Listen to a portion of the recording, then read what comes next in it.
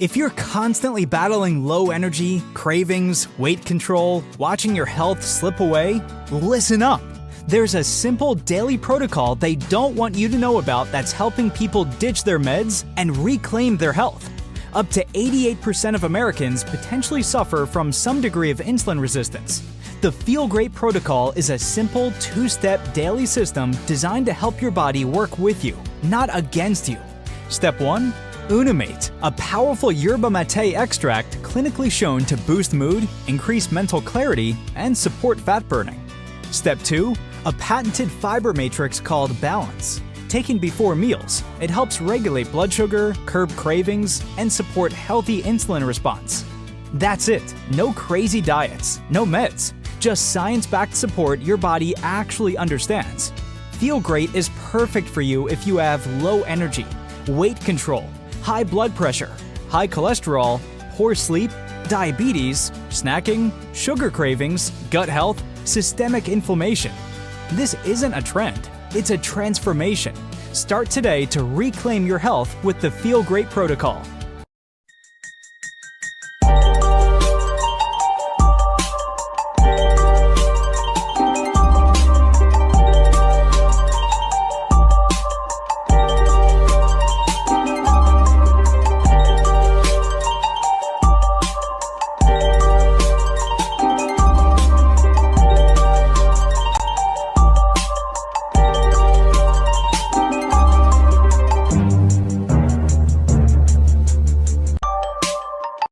A remarkable effort by our FBI, Director Patel leadership, and our international partners. And we were able to intercept and get in the middle of this man's attempts to wreak havoc and terrorize not only the United States, Canada, Europe. And so we were able to introduce an undercover working with our law enforcement partners. So I think what our U.S. attorney just said is dead on, that President Trump's leadership around the world allows us to have the credibility and the partnerships to allow us to work with folks overseas. And that's what happened here. So he was brought here and appeared in court earlier today. And it is on the one hand, should be very alarming to the people in this country that there are men around the world trying to exact this sort of terror. On the other hand, it shows the success of good law enforcement work and good police work and working hard to protect our borders, which is what we do every single day. And so this investigation is ongoing. It's just a complaint. I expect the next steps will be an indictment, and obviously we're still investigating and going to make sure that anybody that was involved with him will be brought to justice as well. Was he picked up in Iraq, and when was he brought to the United States? He was recently brought to the United States. I want to be careful talking about the operation so I don't put anybody in danger, but it's enough to say that this was an effort that included not only the FBI, but our law enforcement partners overseas as well. Yeah. Booms.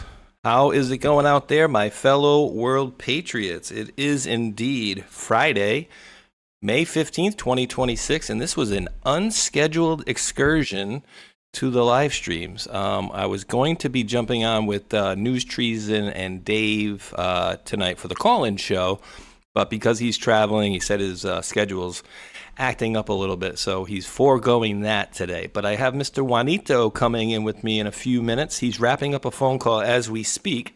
Excuse me.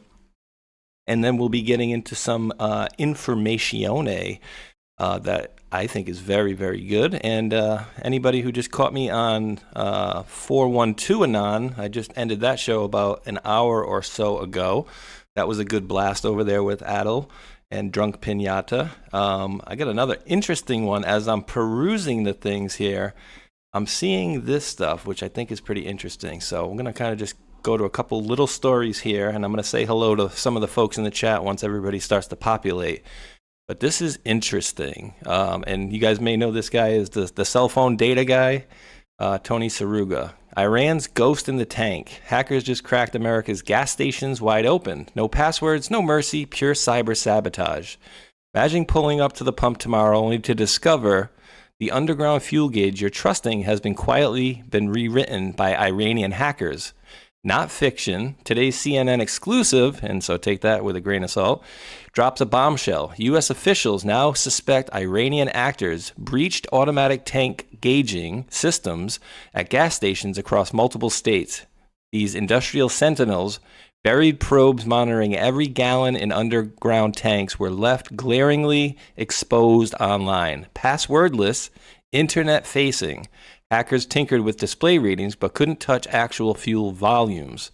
No leaks, no shortages yet. But here's the scholarly gut punch. This isn't a random vandalism. It's textbook hybrid warfare. Iran's playbook, IRGC Files Plus, repeated OT and PLC, targeting in oil, gas, water sectors, exploits the exact vulnerabilities cybersecurity researchers have screamed about since 2015. Shodan crawls, forgotten LO or IoT, zero air gapping. One falsified reading could mask a real environmental disaster or spark nationwide panic at the pump. While kinetic wars dominate headlines, the real battlefield is in the forgotten industrial control layer, keeping modern life running. Complacency isn't just negligent, it's strategic surrender. Gas station operators air-gapped these ATGs yesterday. Policymakers treat OT security like the national security issue that it is. Are you filling up today? How secure do you really feel? Drop your take below, blah, blah, blah. So I had Mike on with Ghost last week. They were talking about how people were in California, I believe, that they were checking out the gauges to see like what percent ethanol was in the gasoline, what percentage of it was gasoline versus the crap, because he noticed the same road trip that he's been going on for quite a while, he was getting worse and worse gas mileage from. So he also noticed that people were basically, checking these things out to see if they were being fraudulent with them. And I don't think he got the results of them, but he had just noticed that people were checking them out as well. And, Airman 66 CES in the chat. That's what I always wondered, why are so many gas stations run by, I wouldn't even say foreigners, but I would say mostly, at least in Rhode Island, like a majority of them are like 100% Middle Eastern, right? I would say you have a couple Asians here and there, but I would say like 98% Middle Eastern for sure. And I've said that joke in the past, which was clearly it's not something that was going to relate from one to the next. But as a little kid, I was like, wait, are they buying up all of these gas stations so they can blow them all up at the same time? And, it's not really going to work as good as, a car explosion next to a car explosion, of course. But that was what my young mind was thinking back when I was, 8 years old or 10 years old. So that certainly didn't come to fruition, thankfully. But I wouldn't doubt it. And remember, guys, just like this thing says here, we have people or countries that are messing with the oil, the gas, water sectors. People have been breaking into certain things. How many different fires have we seen in the last couple of years of warehouses, food distribution centers, meat packing plants, all sorts of things. Mr. Anderson lives. The Indians have sent their lowest IQ individuals to ruin our hotel industry. I thought that was funny. So yeah, we got some pretty decent news today, and I basically messaged up Juan on this particular one, and so we'll get his feelings when he comes in a little bit. He said he was literally on the phone with something that was giving him information as we were speaking. But I'll kind of crack the lead here for it. Actually, do I even need to do that right now? Let me see. Let me see what we're going to do here. So if any of you guys were listening to my show there with Adel and Drunk Pinata a little while ago, we were noticing during I think Drunk Pinata had pulled it up. Let's see right here. So we're going to get Mr. Juanito's opinion on this one here, but Justin, who is this Justin guy I see all the time? Justin, like they have to give this Justin guy credit all the time. It's so weird. Anyway, it's official. Colorado Governor Jared Polis caves and releases Tina Peters from jail. Not really. As of January 1st, saying her freedom of speech rights were violated. He whined about her, quote, conspiracies, which is legitimate election fraud being exposed, but said she has a right to believe it. Trump's pressure worked. Let's see, how long is this? Let's listen to this. Tina Peters is the only nonviolent offender that is on the commutation list. She was sentenced to almost 9 years in prison. Ridiculous. And to be clear, she deserved to go to jail. She committed a crime. What's at issue here is how long the sentence is. I agree with the appeals court that in the sentencing hearing, the judge incorrectly looked at and considered her bizarre viewpoints, her speech, and held her speech against her. She happens to be somebody that's espoused what I believe to be what anybody objectively would believe to be incorrect opinions, conspiracies, etc. That is not a crime in our country.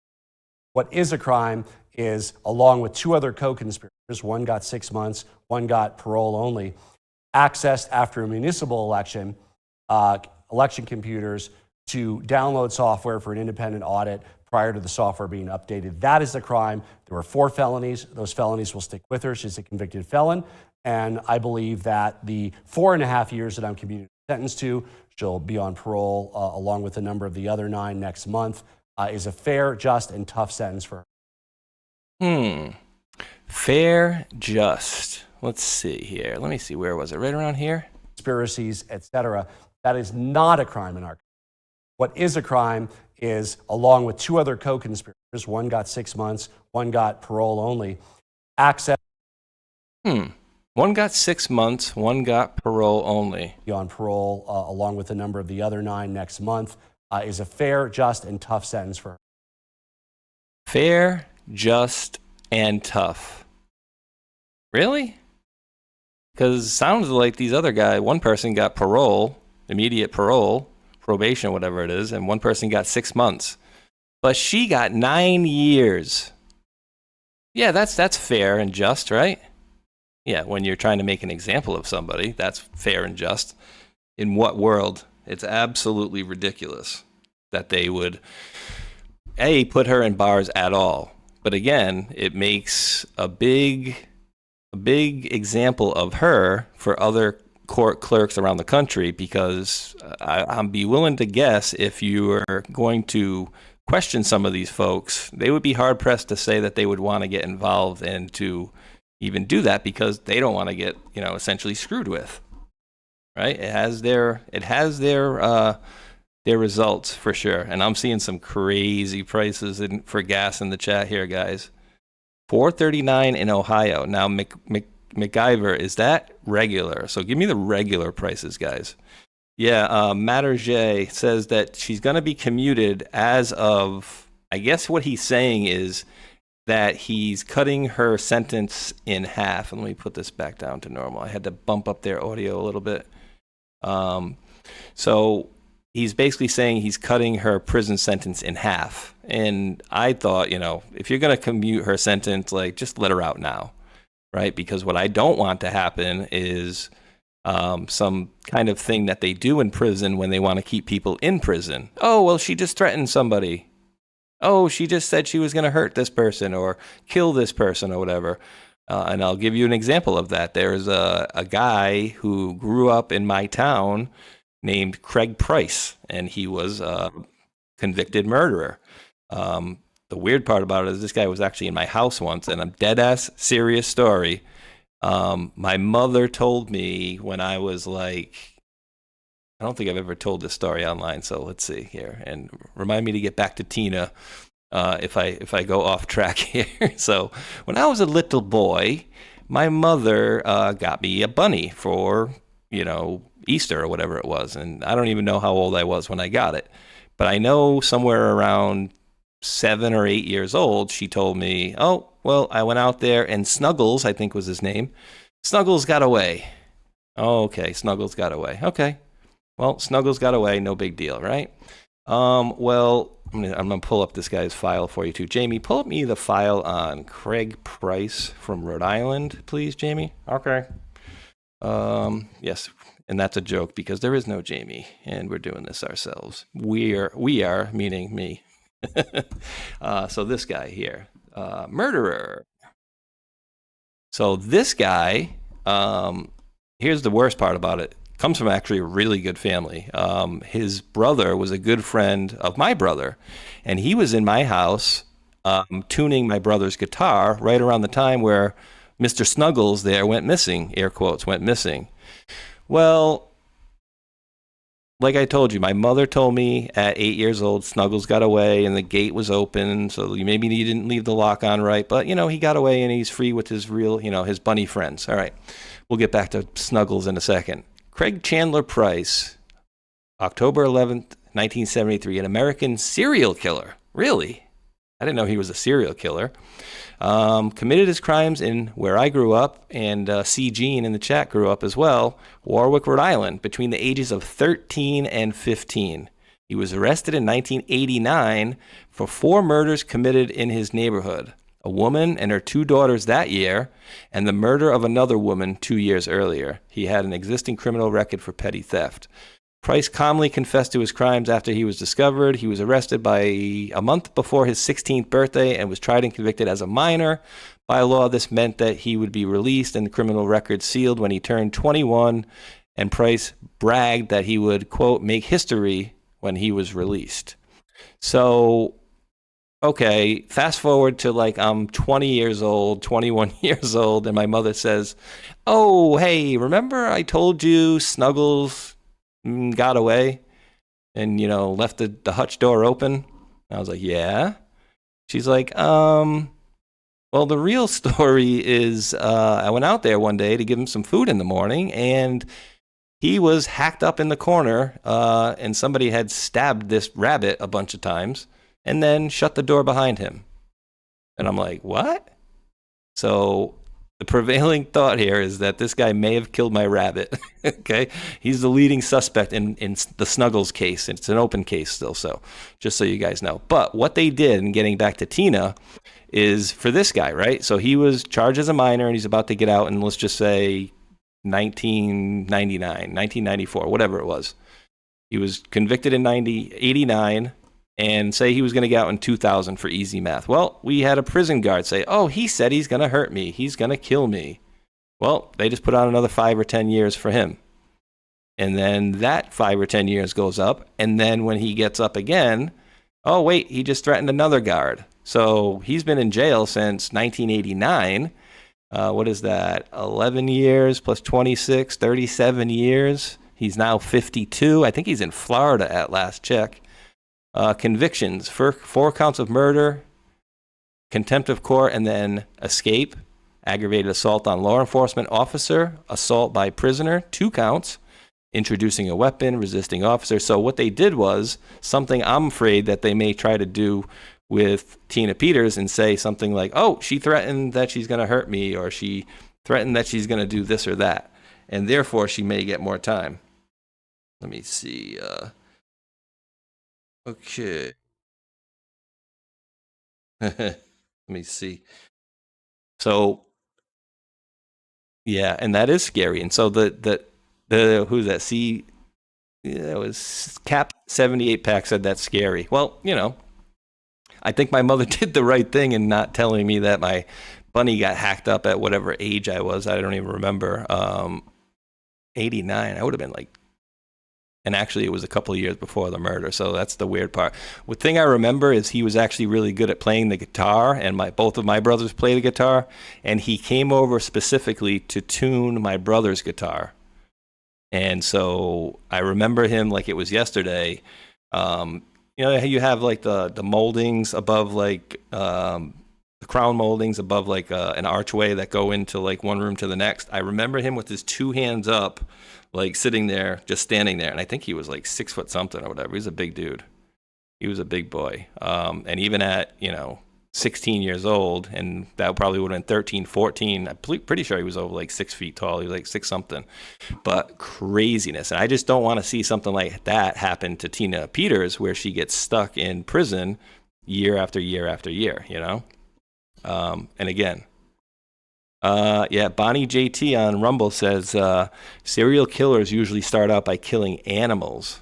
That's true too. And so if you guys notice, what it said is that he killed And actually, I don't even know that it actually got it correctly, because he killed the mother and the 2 kids, if it said that there. Let me pull this up again here. He killed the mother and the 2 kids, who were 2 infants. And then they alleged that when he was visiting family in California, that he may have killed a couple of others. 27-year-old Rebecca Spencer, 58 times, killing her. And one of my friend's fathers, or not really a friend, but a schoolmate's father, was the head of detectives on this case. And he said it was the most awful thing he said he ever did, and that he basically broke off the knife in the mother's head after stabbing her so many times. LSD, 57 times, her 10-year-old daughter, 7-year-old daughter as well. So it's just a horrible situation that this was. And this was one of the worst things that probably ever happened in Rhode Island. And let me see. Christopher. I don't know why I'm showing you guys all of Rhode Island's worsts. Christopher Hightower. So this guy, Christopher Hightower, basically killed a guy, his wife, and his daughter because he was a business associate that had, I guess, screwed him over or made him bankrupt or whatever. So he was actually from Connecticut, but this happened where I live now, and he crossbowed these people. Providence Journal. Oh, God. 1993, Ernest and Alice Brindell and their 8-year-old daughter, Emily. Like, kill the guy if you're that pissed off, but, like, you go after the 8-year-old daughter as well, and the wife. Psycho. And yeah, he apparently killed one of them with a crossbow, and I think they said that I'm pretty sure he buried the daughter alive or buried her in some sort of a pit or something like that. So yeah, not a good situation at all. Okay, let me see. Okay, Juanito, if you're listening, I'm ready, buddy. I told him when I started the show, I'm like, just give me a few minutes and then pop in. So he's like, okay, no problem. But what did you guys make of the China trip? Did you guys see all the trash in the delegation? How great was that? Right? Do we trust them? Are they working with us? And that's something I want to ask you guys, because I never really got oh God, this is so bad. And actually, you know what, guys? I want to do this as a running joke. So every show, I'm going to show you guys how screwed up. And if people may be wondering why I don't stream on X anymore, I'm going to show you exactly why. Right here. So I've finally cracked the 40,000 follower mark on Twitter, guys. Yay! Okay. And guess what? I was at 40.1 thousand, I don't know, a few days ago. And then I noticed for the last 3 days, I've been back at 40,000. Well, look at this. 40,098. So when I'm live with Hulk tomorrow, I'll pull it up and I'll show you what it's at. Most likely it's going to be like, it might actually be 41,000 something, but it also could be 40,000 and 10, 15 less than that. Never know. But they play this game where they let me gain followers for a day and then I lose as many as I gain the next day. So that's pretty much why I don't bother with that. All right, what's Juanito saying here? Oh, that's me from him. Okay. So let me pull this one up here. I want to see what you guys have to say about this, because I thought this one was absolutely tasty. This is another angle on it. And actually, you know what? I want to bring up this one here. I thought this was very interesting. All right.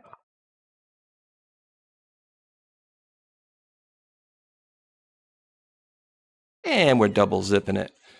All right. And so I have my boy and his son, his friend coming over, and they're doing a little sleepover today. So I'm telling them to kind of zip it for now. New York man found guilty of acting as an unregistered agent of China. How many of these you guys think we have? Right? We just found out about a couple of mayors couple of governors, or excuse me, a couple of mayors. How many of these folks do you guys think are out there? How many sleeper cells of any country, like, you know, any of our enemy countries? You want to talk about China, Russia, Iran, small hats, any place you want to think of. Did they set up things for the future in case there would be some sort of, you know, like we know of things like The Americans, right? You guys remember that show? And one of my son's friends is actually, his family's Russian. So I said to them, you guys ever seen that show, The Americans? He's like, no. I'm like, I'm sure you haven't. Let me see. I'll pull it up for you guys here really quick. The Americans. So how many of these do we have that are out there? And I'm not playing the trailer. What is this? And why is this in such a crappy format right here? Because that was not like that on the other here. What the? Why does that look so big? That is weird. So the Americans here, guys. You know, you got the American wife and the American husband, but it turns out they're Russian spies. The height of the Cold War, married KGB spies pose as Americans in Washington, D.C. How many Russians, how many Iranians, Israelis, Indians, Germans, Japanese, Chinese? I mean, the list goes on and on. How many do we got out there? Do we have to be concerned? Yeah, too many. Scorp Brat 05 Fresh says, and yes, Ron L. White, happy Friday, friends. Let's see. All right, Juanito says, give him 5 minutos. So when I was texting back and forth with him, I said, yeah, we could do 7, we could do 8, whatever. And then I jumped in the shower, and then I get out, and he's like, 8 might be better because I'm on the phone with some information developing, so might be better. And he says, 5 minutes from now. So I'm going to pull up one of these things. And what did I do with it? Where did I send it?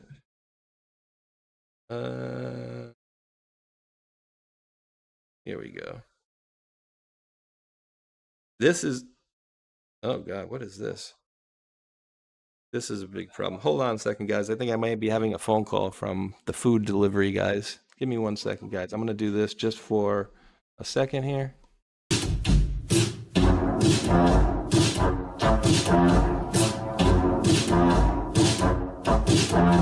Hello, guys. Something special is happening in here. That's right, it's brackets and jackets, bringing it back, but brackets and jackets, special Epstein Island edition.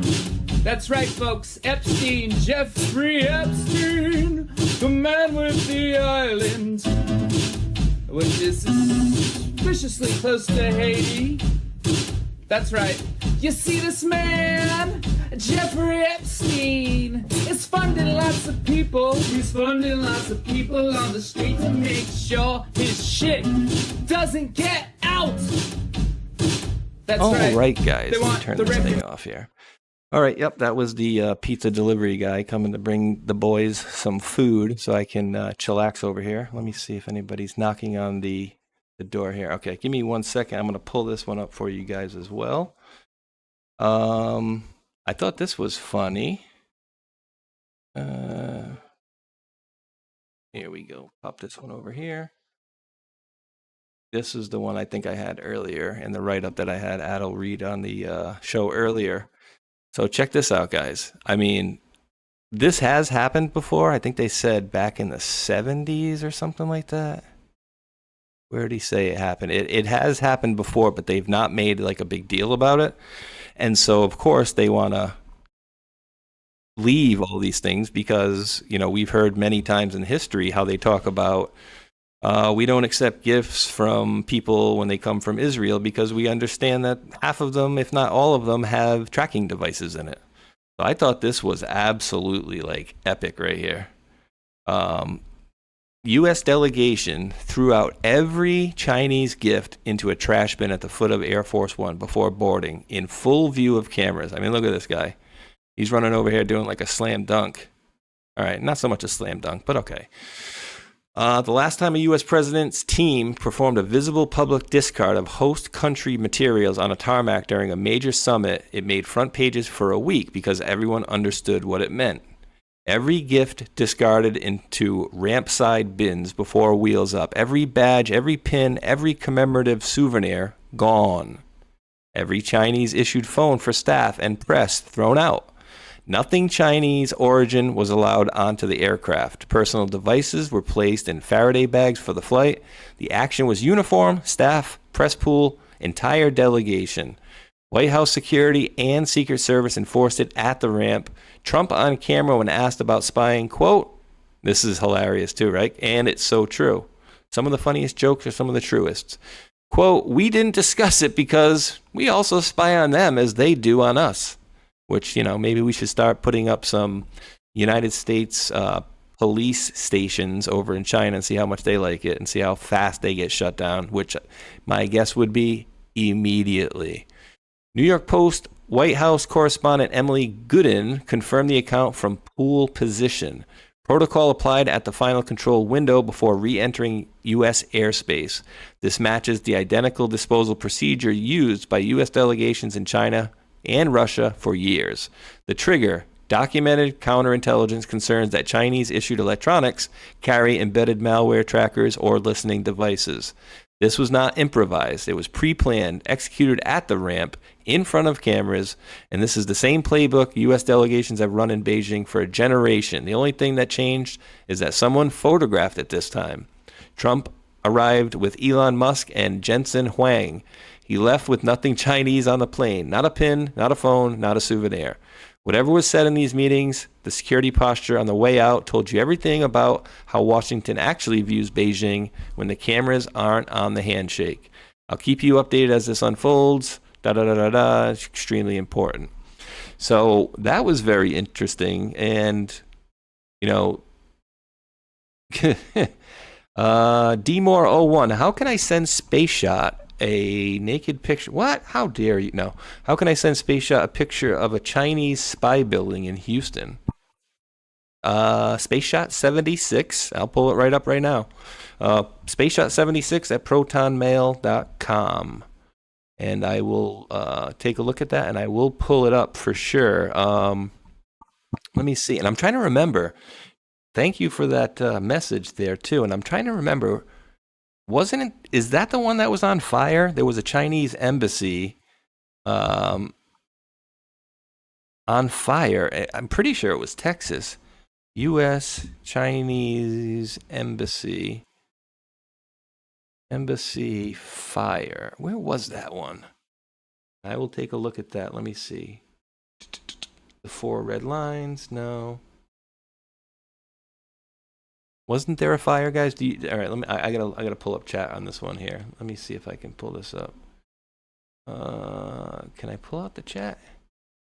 And pop it out. All right, can I have it right here? So this is unfortunately, guys, and I'm gonna pull up the I'll pull up the pilled chat as well. So this right here on the right is only gonna be YouTube and Rumble, and then I'm gonna pull up the old pilled chat as well here.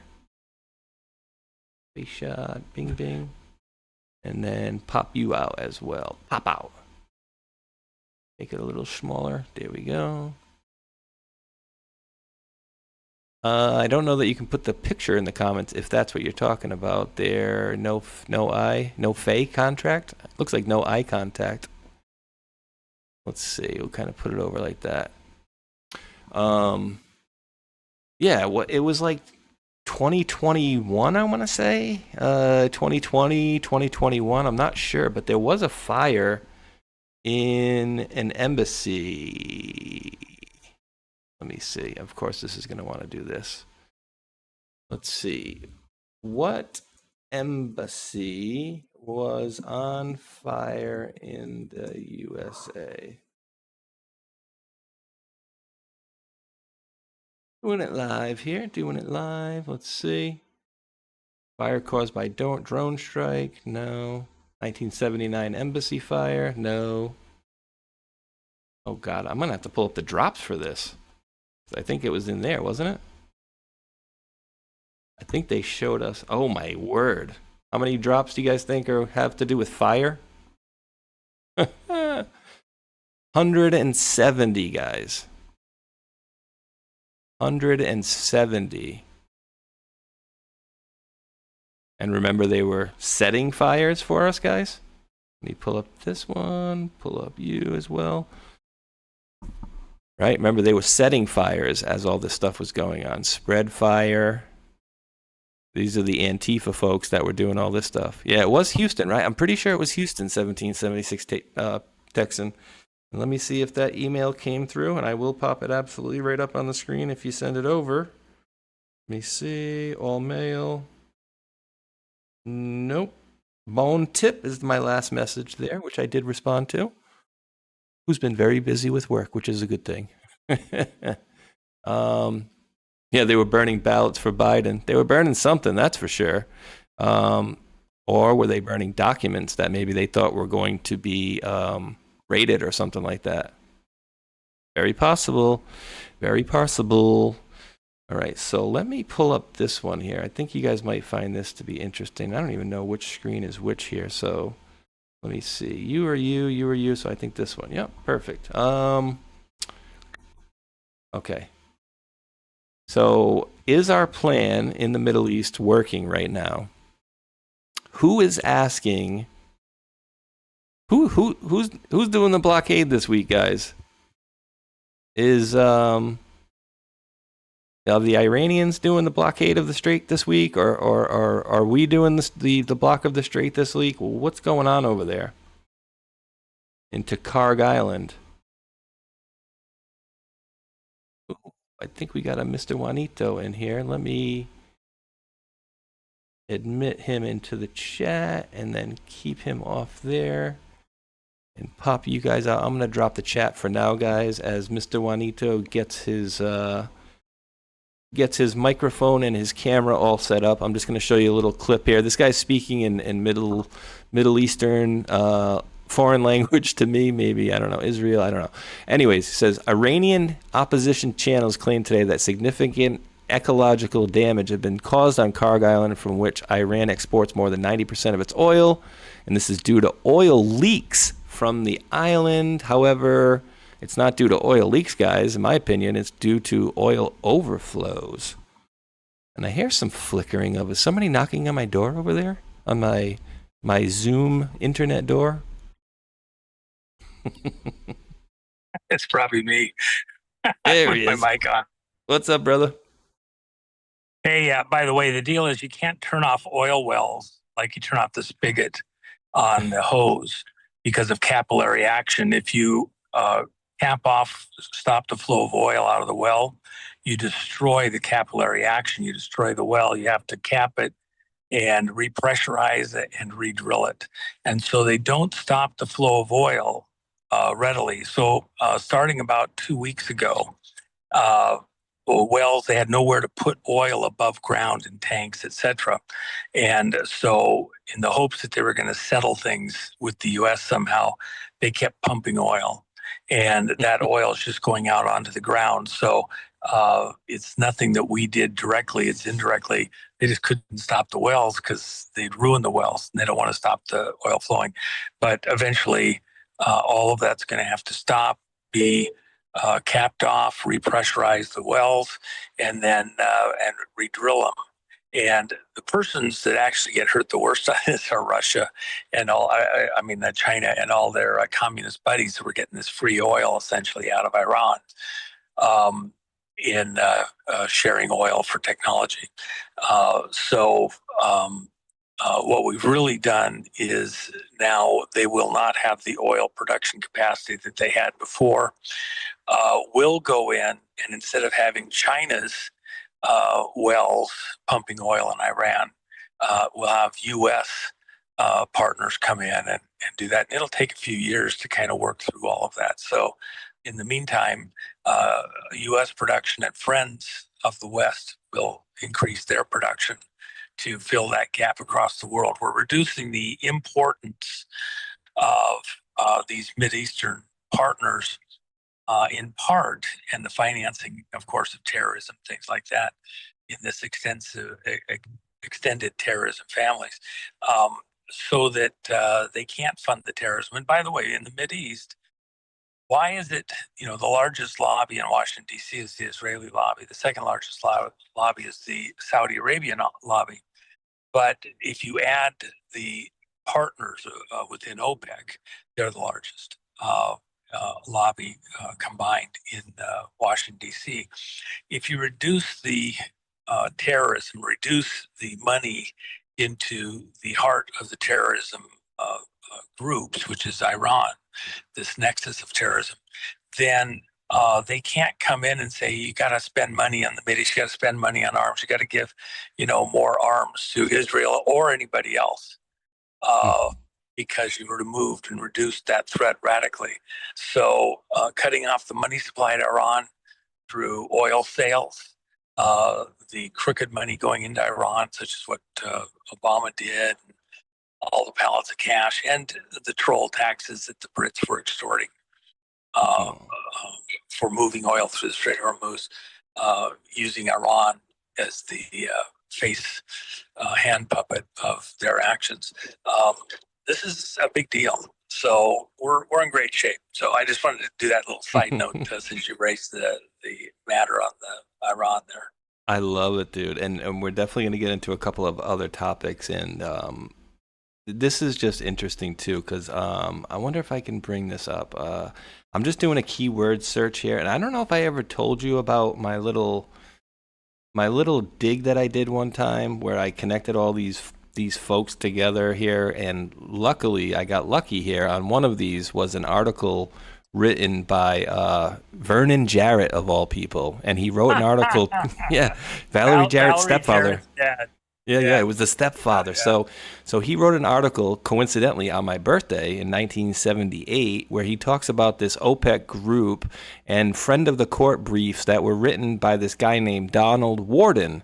And, oh, by the way, there just happened to be a friend of the court brief, both on the OPEC side, right? So they were both friend of the court briefs, basically on OPEC side. One of these guys' name was Donald Warden, later known as Dr. Khalid Mansour, also known as Dopey bin Talal al-Walid's financial advisor. Well, he ended up making a phone call to Percy Sutton, who happens to be Malcolm X's ex-attorney, and ask him if he could do a favor and call for Obama to get him into Harvard, which, by the way, before the election, I don't want to talk bad about Mr. Sutton. He's elderly and, may have mistaken and blah, blah, blah. But after he was elected, I'm the advisor to the second richest man in the world, and I was integral to getting Barack Obama into Harvard. And it's like, oh, wow. Well, who is this guy, Donald Warden, who turned into being Dr. Khalid Mansour? Oh, he just happened to be the mentor to Huey P. Newton and the other guy that started the friggin' Black Panthers. So, dude, all these people connected to Obama going back to 78. And then now we kind of fast forward and, we got a big stuff with the oil and the gas now. But OPEC is a thing where we just had UAE just left them. And they're like, no big deal. But I think that is a bigger deal than what they're letting on. I mean, I'm not an oil. Now that you raised it. Yeah. Now that you raise it, I have to take you one step further. Huey P. Newton and all the rest of that crowd with the Black Panthers. The head of the intelligence services for Cuba, who worked out of the Mexico station, is here, defected at a certain point and in custody here in the U.S. So in debriefing him and putting everything into a book form and things like that, which I've actually been paying for some time, that is very interesting stuff, because in there, he details how he was the guy who had the idea and then personally met with and trained the people that created the Black Panthers. So the Black Panthers was a creation of Cuban intelligence. And we got the guy that's got the details and the facts to prove that. So it was not, born up out of the roots here in the U.S. It was a Cuban operation. Cuban intelligence operation in the 60s. So a little extra factoid there that will come out over time in the future too. Yeah, they got a lot of. So it turns out, the Cubans got a lot better intelligence that a lot of people on the planet knew about here. But this is interesting. The Afro-American Association, Berkeley, California. So this is where I kind of stumbled upon this story, but then I put the two and two together about how they were both on the OPEC side. But then again, and Juan, I feel like we or the law enforcement or whoever did a kind of a disservice to Antonin Scalia and his passing. Like, there was a really crappy, quote, investigation on all of that stuff. And it seemed to me like they really flushed it down the toilet pretty quick. Like, there was nothing to it. Yeah. And there was weird stuff to it too, right? So, I don't know. Yes, well, and his family, for their own reasons, I'll send it to you. His family did not want the things that we could have done to go further with that, because there was a sense of a threat to the family. So you have to keep in mind. So, absolutely. Anyway. Well, dude, so I called you up, and I appreciate you jumping on last minute here, very last minute. So, within an hour or so, I appreciate you jumping on. And, we got Jared Polis here talking about, and I played this video earlier, and he goes, oh, I'm cutting her sentence down by half or whatever. And at the end, he's like, I think it's a fair whatever. But that was 20 seconds after he said, yeah, the other two. One person. I'm on a show. There's something over here.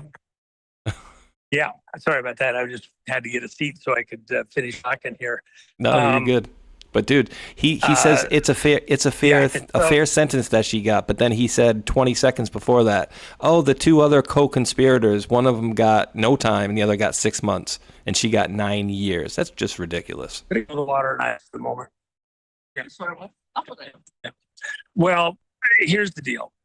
He gave her clemency, which means that nothing of the conviction changes. She still stands convicted of the crimes that the jury found her guilty of in this show trial. A couple things points of business details that we should be aware of. First off, the judge never allowed her legal team to provide a defense. He blocked all of the critical information from being heard by the jury, and really just railroaded her through this. And then the sentencing further locks in just exactly how corrupt this operation was, because, he essentially extended her sentence, made it worse, because as far as he was concerned, she was saying things that aggravated the crime. A violation of her First Amendment rights, her civil rights for free speech. And so even in the governor's commutation of the sentence, which just means shortening it, reducing it to time served, plus parole, that the governor said, well, her free speech rights were violated. That's clear from what the appeals court did. So what he actually did is he did a favor into the court system. He did a favor to the judge. He did a favor to the prosecutor, because the judge was going to end up having the whole case moved to another judge for sentencing because of all the paperwork, because of what he did in the way he sentenced her. He would have lost face and was about to further. So what the governor did by commuting the sentence, he also did another little thing. This is so political, it's just insane. When he commuted the sentence, he allows it to but still have, he commuted the sentence to 4.5 years, essentially 4.45 months. And what the extra time is, well, she's only been in jail for 1 year and 3/4. So what's the rest of the time? Parole. The parole board will handle the conditions of her release. They can say you can't leave your house, leave your county, leave the state, whatever they want to put on there, because she's a danger to society, except for, let's say, medical treatment. They could even continue to violate her civil rights and say you can't talk about any of this, because before she got this parole, or this clemency, she had to write to the governor, ask essentially for mercy, apologize to the citizens of the state of Colorado for her crimes against them, admit the crimes. And so, you know, there, and the sentence stands, the conviction stands. Now, I will tell this audience, it's painful for me that she would have had to do that. And part of the reason she did that is because as much as we were absolutely certain on several occasions that she was going to be set free, including with a presidential pardon, she never got free. And so in this bunt, she admitted these things, kind of like what happened with Flynn. Remember how when they decided they were going after Flynn's son and family, that was when General Flynn said, okay, I'll cop a plea. He admitted guilt to something he wasn't guilty of, to keep them from going after the rest of his family. Didn't make it true. It made it that he decided he couldn't let his family go down as incidental consequences of his decisions and actions.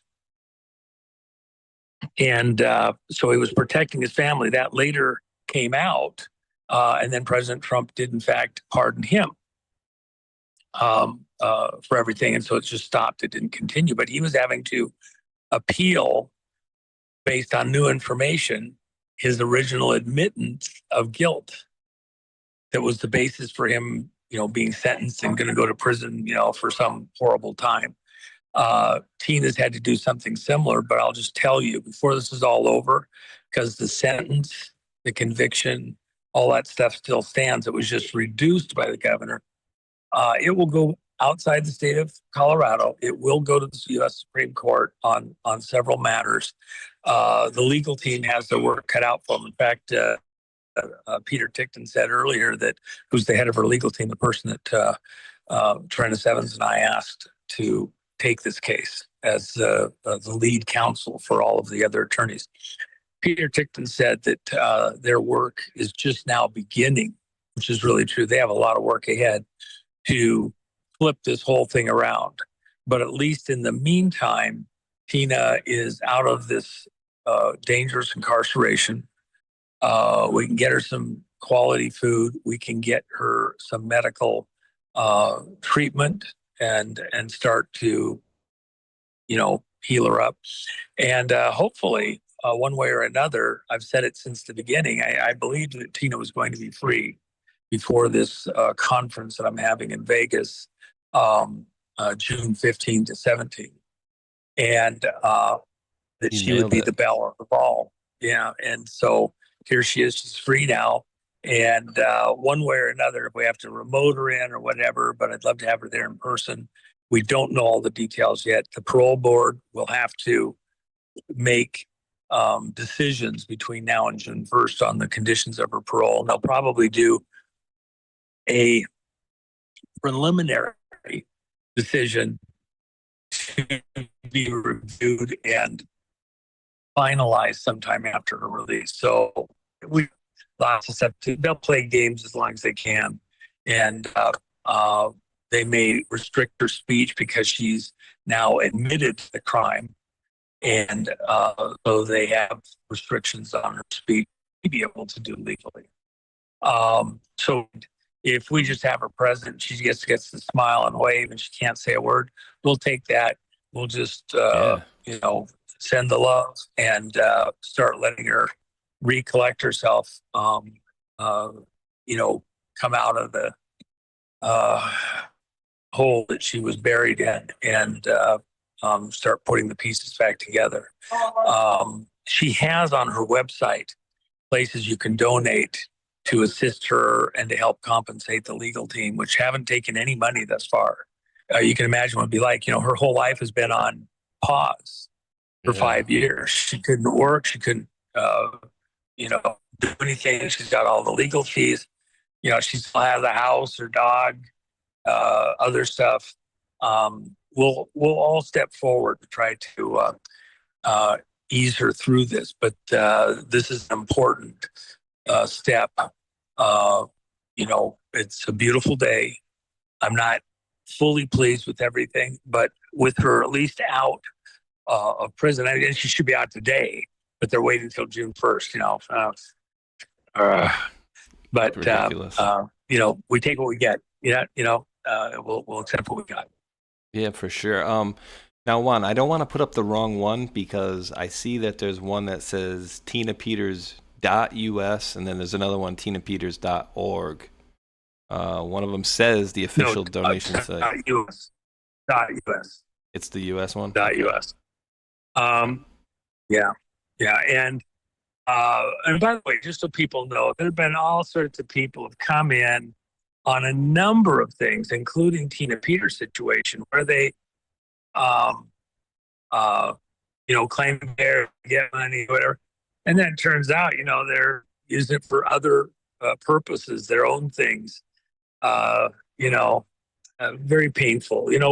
We've kind of learned a lot, all of these experiences, who we can work with and trust and who is, a little more opportunistic. So it's been a learning experience. And I know that Tina's going to have all sorts to say on a lot of those issues as time goes on. But for the moment, we don't have to get ahead of ourselves.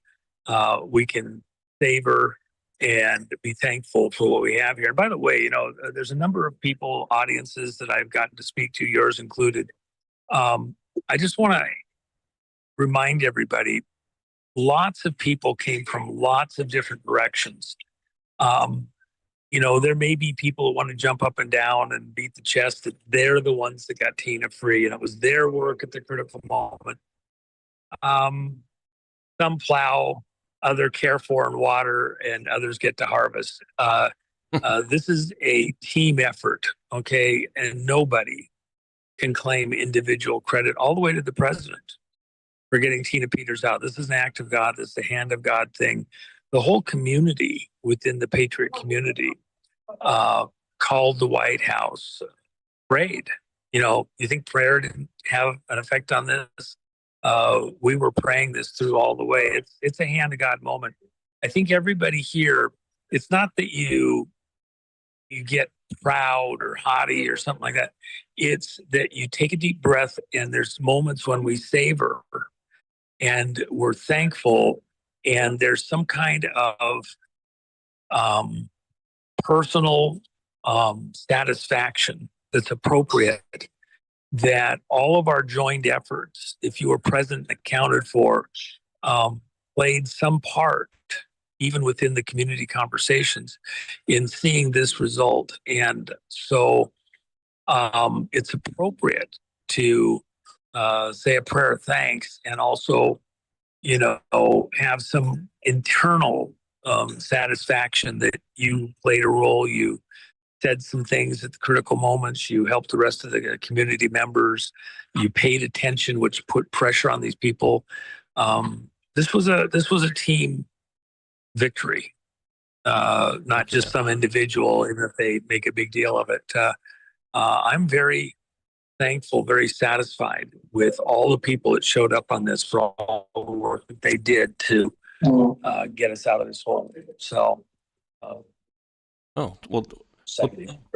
take a minute. Take a second one. Yeah. And I'm just going to tell the folks out there that, Juan won't say it, but I know for sure he was one of the people that was pushing the most that I've seen from pretty much anybody out there. So I know he's not going to say that, but I'll say it for him, because the second she went in, I was getting a phone call from him. And I'll also tell you the fact that I think when we talked the last time on the phone was like a month, maybe a month and a half ago or so.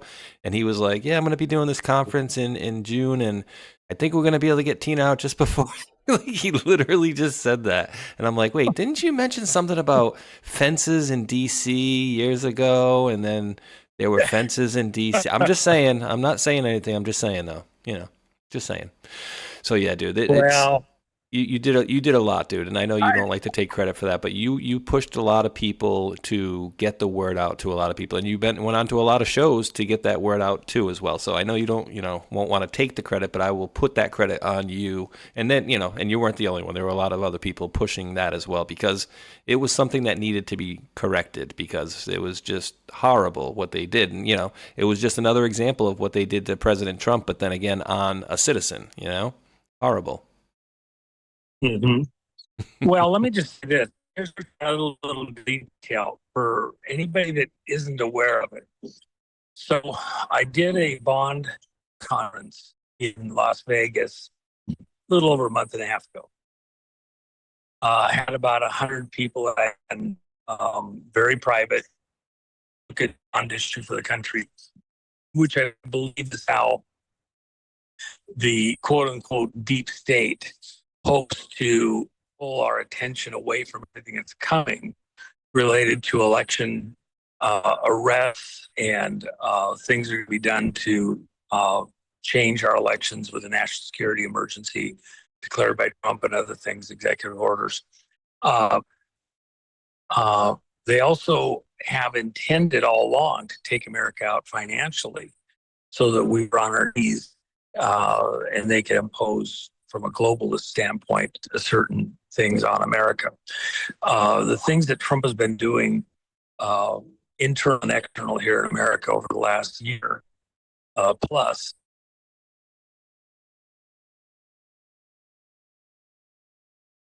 Uh-oh, I'm losing him. He was getting into a little area there. Hopefully I didn't lose him. Let's see. 1 second. Let's see if Juan is in the chat here. He's in there still. I think he's just in a bad area right now. And I wanted to ask him a question about this too, because I think he's talking about the bond market. I don't think he's talking about the bond market. I think he's talking about bonds as far as, and I'll let him clarify. I don't want to speak for him, but I think he's talking about the, like, going after the bonds of, like, say, the judges and school boards and people like that. I'm not sure, but I did want to reiterate. And actually, let me make sure he gets his audio. I think he's reconnecting his audio, maybe getting into a different spot here. Actually, while he's doing that, let me read a couple of these dollar hollers from G-Fonts. It says, last I recall any gas station or Quick Mart in 5th grade 1989, I asked and they told me there was a government program allowing them to migrate to the United States to start a business and avoid any taxes for X amount of years. Appreciate that, brother. And then Rollerbug says, Tina's getting out June 1st. Governor commuted her sentence. Thank you, Rollerbug. Appreciate that. And the last 3 or 4 are from G-Fonts 119. It says, decades later, I noticed that they were expanding all over the country and noticed the original persons stopping in or filling in at the stores countywide and the main workers being replaced regularly, almost as if it was the end of the tax-free day and had to change the title of ownership to another, and these would either live back of the stores or in HUD housing. Honest to God, on my life began with 3 local stores owned by a pair of Arabs named Mohammed and Ali still runs and works their first location 3/4 of a decade later, or 3 or 4 decades later, and his offspring. These storefronts under the same name and management, changing the title at least as far as back as Reagan's presidency in Pinellas, Florida, and dozen locations. And the last one here is to seemingly every damned Quick Mart, Amoco, BP, Phillips 66, every one of them retail location throughout the entire Florida Gulf Coast. So thank you for those, brother. And then thank you, Durango Nibiru X, for gifting out 5 subscriptions to the channel, and then followed by Cholula Firefly gifting out a sub to the channel as well. And then MacGyver 4269 dropped a $2 YouTube donation, I'll just say. Says, Juan is always great. And then the last one is G-Fonts again. President Trump nationalized U.S. minerals and petroleum. Tear down this international deep state. Europe's millenniums, old royal bloodlines, and their old genocidal cabal. President Trump, tear them all down. So thank you for that there. MacGyver, G-Fonts, Cholula Firefly, and then Durango Nibiru X. And then not last but not least, Rollerbug as well. So I think I heard Juan grabbing some new audio in there. You better, buddy? All right, so Yeah. So just really quickly, before you continue on there, you were saying, and I wanted to get some clarity for that, which was you said you had a conference you were doing bonds. So were you talking about the bond market, or are you talking about the type of bonds where you go after like the judges' bonds? No. Not the bonds for people to hold office and like that. Okay. These are the financial bonds, the U.S. bond market, the world bond market. The majority of the crisis relates to school bonds for school buildings and tracks and all sorts of stuff. And just in the, we've got it nailed down, guaranteed, no ends, ifs, ands, or buts. There's 5.1 trillion in fraudulent bonds related to school bonds that we've already been able to prove. Wow. Within certain government agencies, their working number is that it's something closer to 17 plus trillion in fraudulent school bonds. Damn. That are currently in play. So to give you perspective, when the country was on the verge of collapse in 2008, when Bush 2 came out to the podium, stood there and said we were hours, within 24 hours, the world's financial markets would have collapsed so thoroughly, so completely, that you wouldn't have put Humpty Dumpty back together again. Okay, that the lights would go out, that your credit card wouldn't work at the store or the gas station, that to put it back together might not ever even happen because it's a domino collapse. You just couldn't rewire this whole thing. So they had to step in and throw money everywhere in order to support the bond markets around the world and the financial markets around the world, the banking system, in order to keep everything afloat. At that time, that crisis revolved around the number 800 billion, not even $1 trillion in the right places, and the whole house of cards comes down. So now just on school bonds, fraudulent school bonds, with what are the working absolute guaranteed, this is the bare ass minimum of fraudulent school bonds, bonds in the bond market, 5.1 trillion, and 17 out there floating. And by the way, remember, when I worked in Arkansas during the Whitewater stuff, Rose Law Firm, their primary income generating business for Rose Law Firm was writing bonds to be listed on the U.S. Bond market in New York, and then funded, going back into the various state agencies. In their case, most all Arkansas companies. Arkansas Development Finance Authority was the place where the money went. Clinton had sole signing authority. It's too long to get into too deep right now, but you had a dozen states that had these development finance authorities to fund local business, to create jobs, et cetera. It was actually a money laundering operation. The largest off Wall Street bond brokerage firm in the world was based in Little Rock, Arkansas. It wasn't in Geneva, it wasn't in Tokyo, it wasn't in Brussels, it wasn't in London. Outside of the New York stock market, the largest bond trader in the world, dual meaning, was Stevens Investments. And they essentially were doing all the stuff with black bag money for three-letter agencies. And what's interesting in the development through the years since then is that we now have a number of banks that have been set up, kind of third-tier level banks, that have, many of them in their name, development finance banks, where they help to service the bond market, purchasing bonds, reselling bonds, restructuring bonds in the way that they're serviced. And we see that all over related to school bonds. It's a racket. And the fraud in the school bonds is just, it defies description. California and Texas may be the very worst, just so you know. Wait, so Juan, I thought taxes paid for the schools and all that stuff. well, actually, the thing about the bond, and this is part of why this is so important. And I'll go a couple places with this. First off, you don't own property here in the United States. You are leasing property from the U.S. government, if you will, because you have to pay property taxes. And those property taxes can be pretty immense. I had a waterfront piece of property that I just loved. It was, my dream property. From the time that I bought it to the time that I sold it, which was a period of about 20 years, that property, the property taxes went up on it about 6 times. So what was already a pretty pricey property in the property tax world became insane. And the reason that I just said, okay, I'm done, is because waterfront gets taxed higher, but then I had a lot of property up behind it, up the hill behind it. It was pretty deep. And it just became really ridiculous.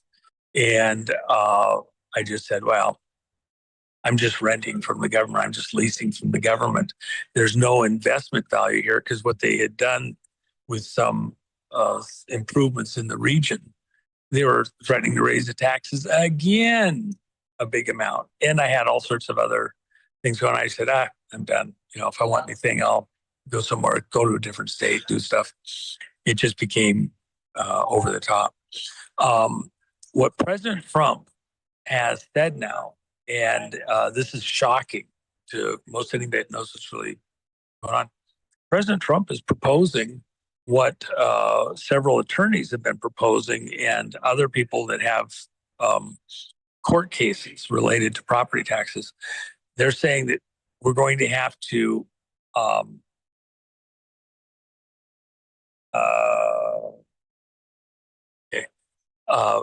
that the property taxes should be removed nationwide, because and we're going to have to go to a sales tax to, first of all, eliminate the debts related to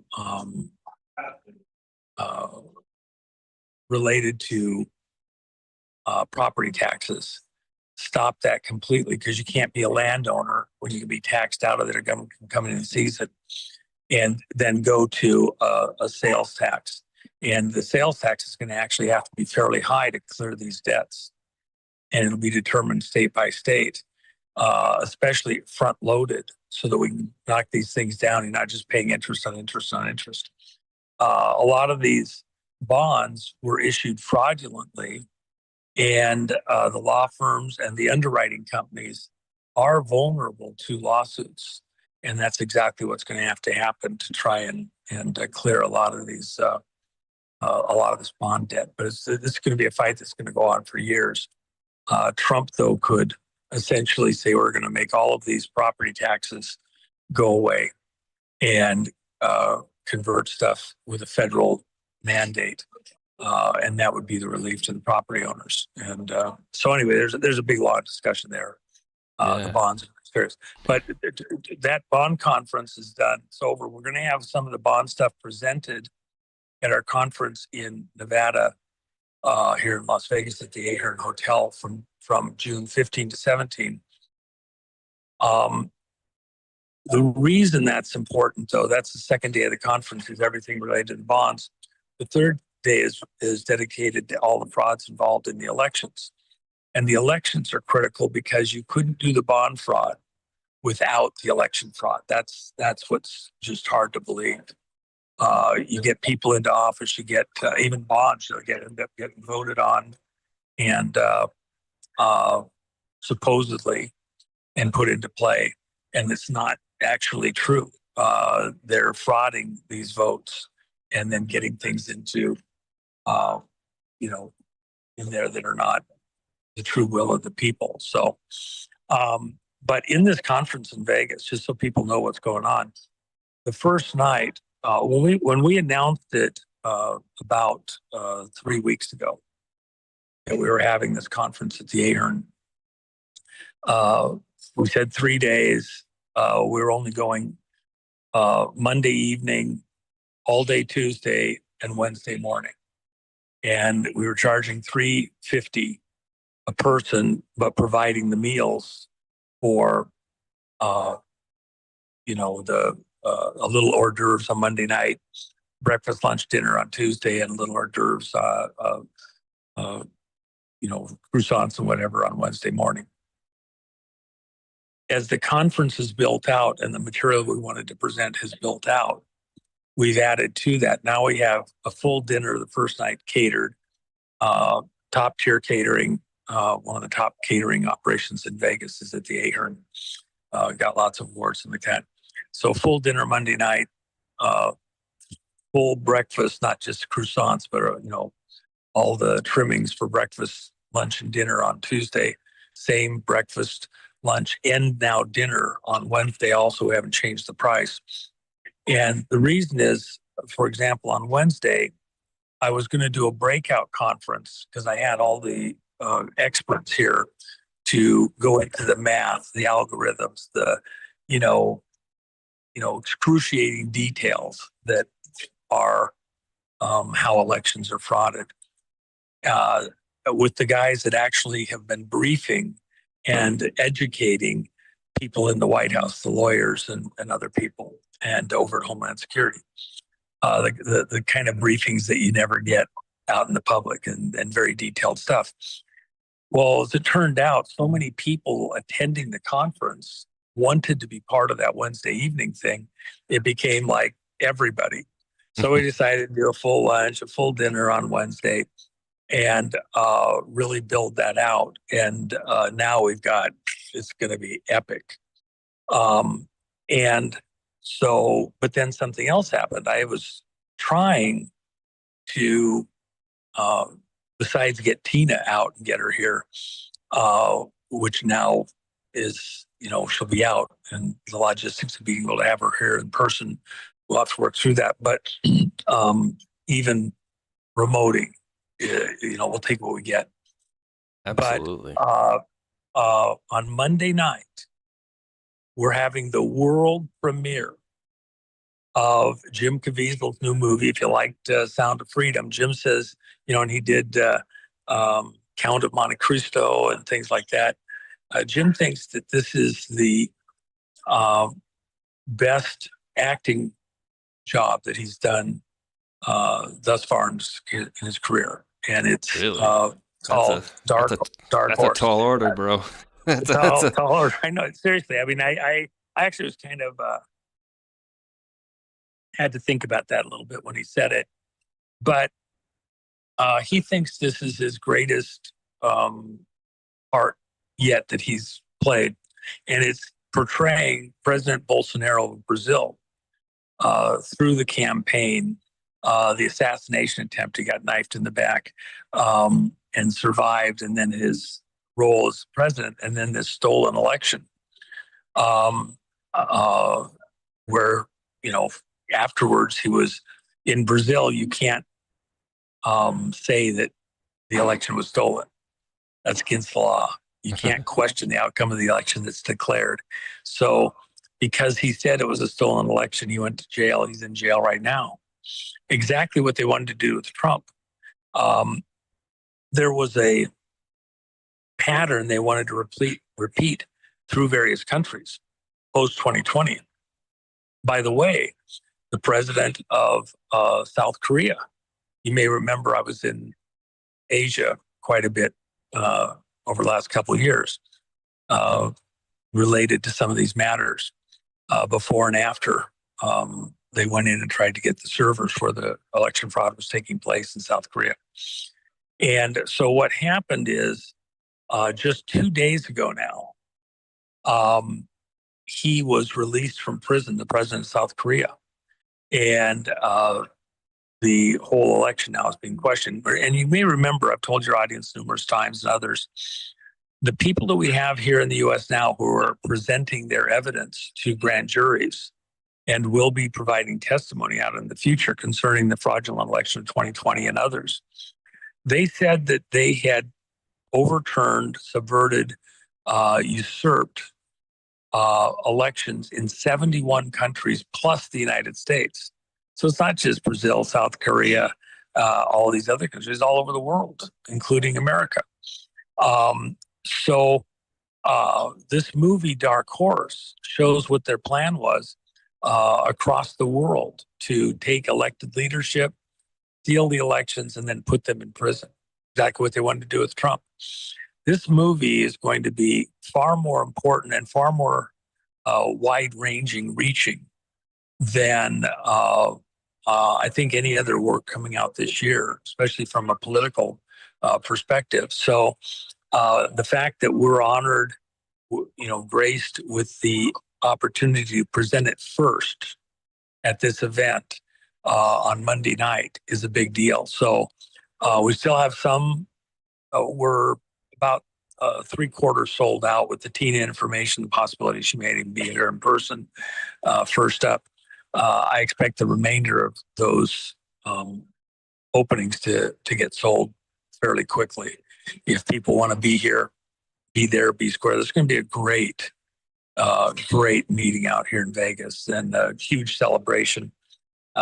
Tina will be the belle of the ball, whether she's here physically or not.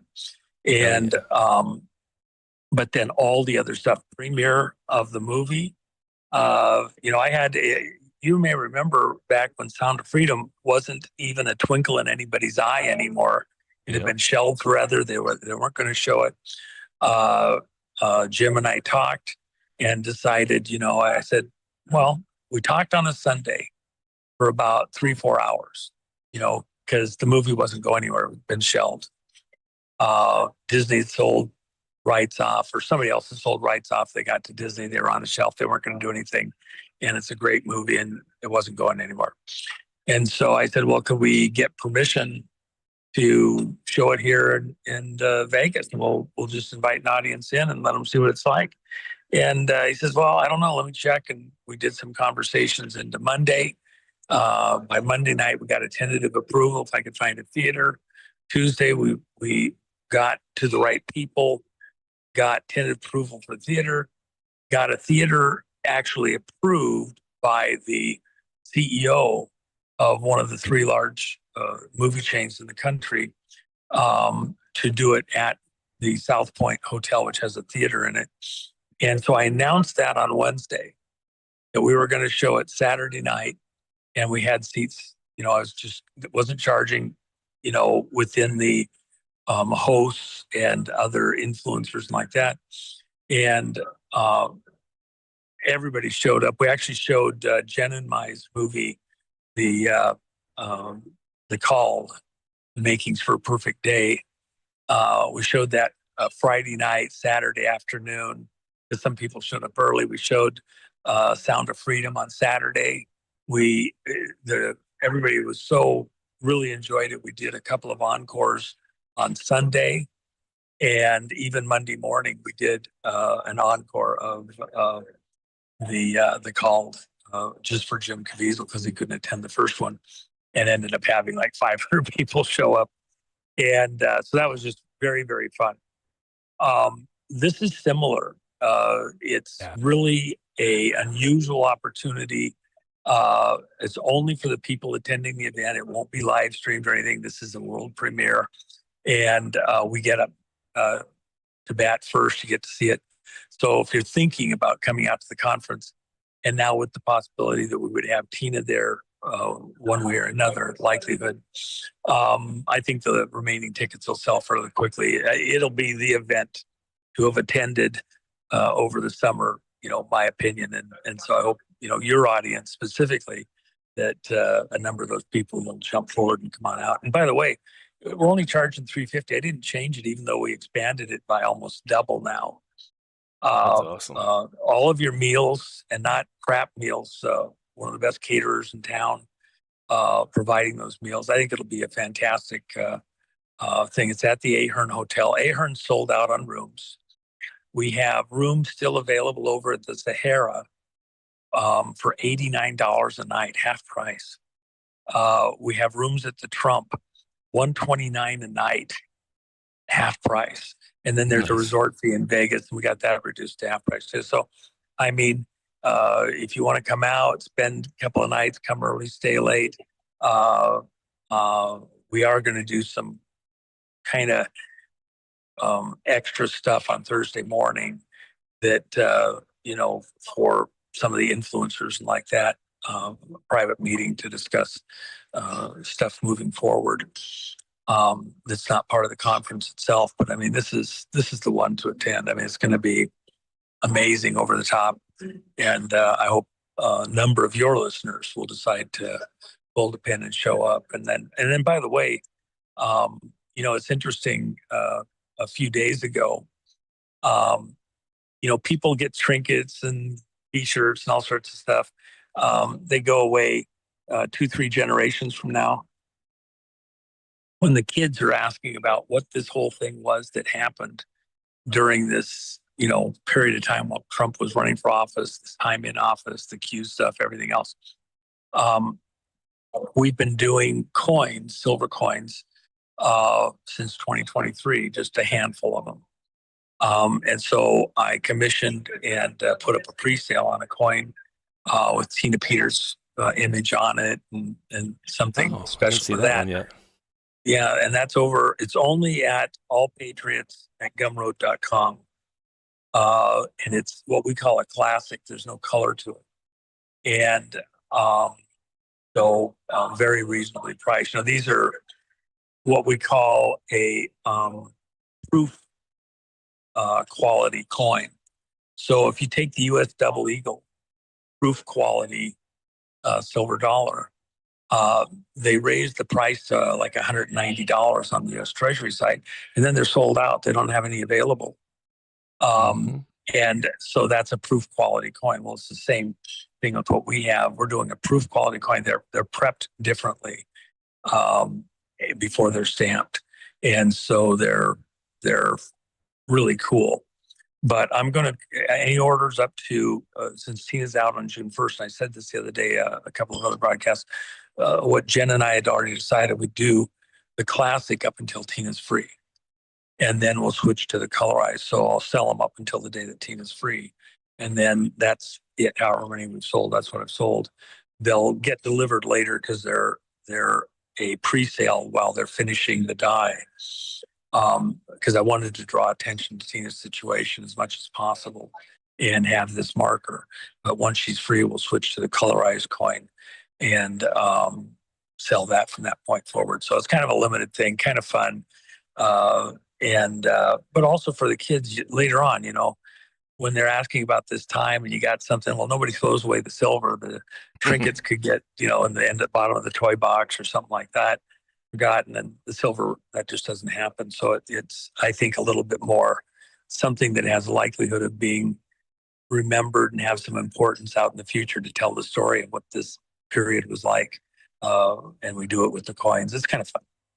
Yeah, I'm actually pulling up one now so they can see. I have a couple. I got a regular one here, which I'll show you guys in a second here. But I got a regular one, and this is just the what do you call it? The Silver Eagle, the regular, dollar, whatever. But then I also have the proof, so I'm actually taking a picture of that. So there we go. So folks know what we're talking about. We're very competitive, just so you know, compared to what the proof quality is, which is all of our coins are proof quality. We're very competitive on those prices. We're under what the U.S. Mint has been. We were neck and neck with them for quite a while. On the last couple of coins, I've gone way under, and then they aren't available. They're not doing them. They're supposed to, but they haven't been. So just so you kind of get a mental picture that, they don't go for spot price, and they don't even go for, say, normal junk silver or something like that. So we're actually very, very reasonably priced for what we're doing. We're under most everything else that's out there. And then, just so people know, they don't, people wonder, this is a good deal or whatever. Look, if you're looking for the best value in silver, I personally think it's bag silver. And the reason, junk silver, it's U.S. coin that's minted, has a face value, and it's not totally pure. They still have other metals in there to add strength and like that. Whereas our silver is, 999 silver. In fact, it's so close with the 999 that if I was to put color on both sides of a coin, it would now be like 99 something. And we couldn't say 999, so I can't put that on the coin because that would dilute the overall, purity by weight. Purity, and not that, so we do one, and that's how pure the silver is, and it's polished like a chrome and like that. And so anyway, just so people understand what the process is, if you're just looking to invest in silver, hide it somewhere under the bed, etc., go get bag silver if you can find it. A lot of the pawn shops have it and stuff like that, and you're paying closer to the face value, spot price type of thing. More of a collector's item than anything. Well, if you get into what we call numismatics or collector coins, now you could have by weight something that's worth $100 by weight, but it's worth $10,000 because of some other characteristic or something like that of rarity, which meant it was printed at collector type stuff, stamps and coins and all that. Yeah. So with that in mind,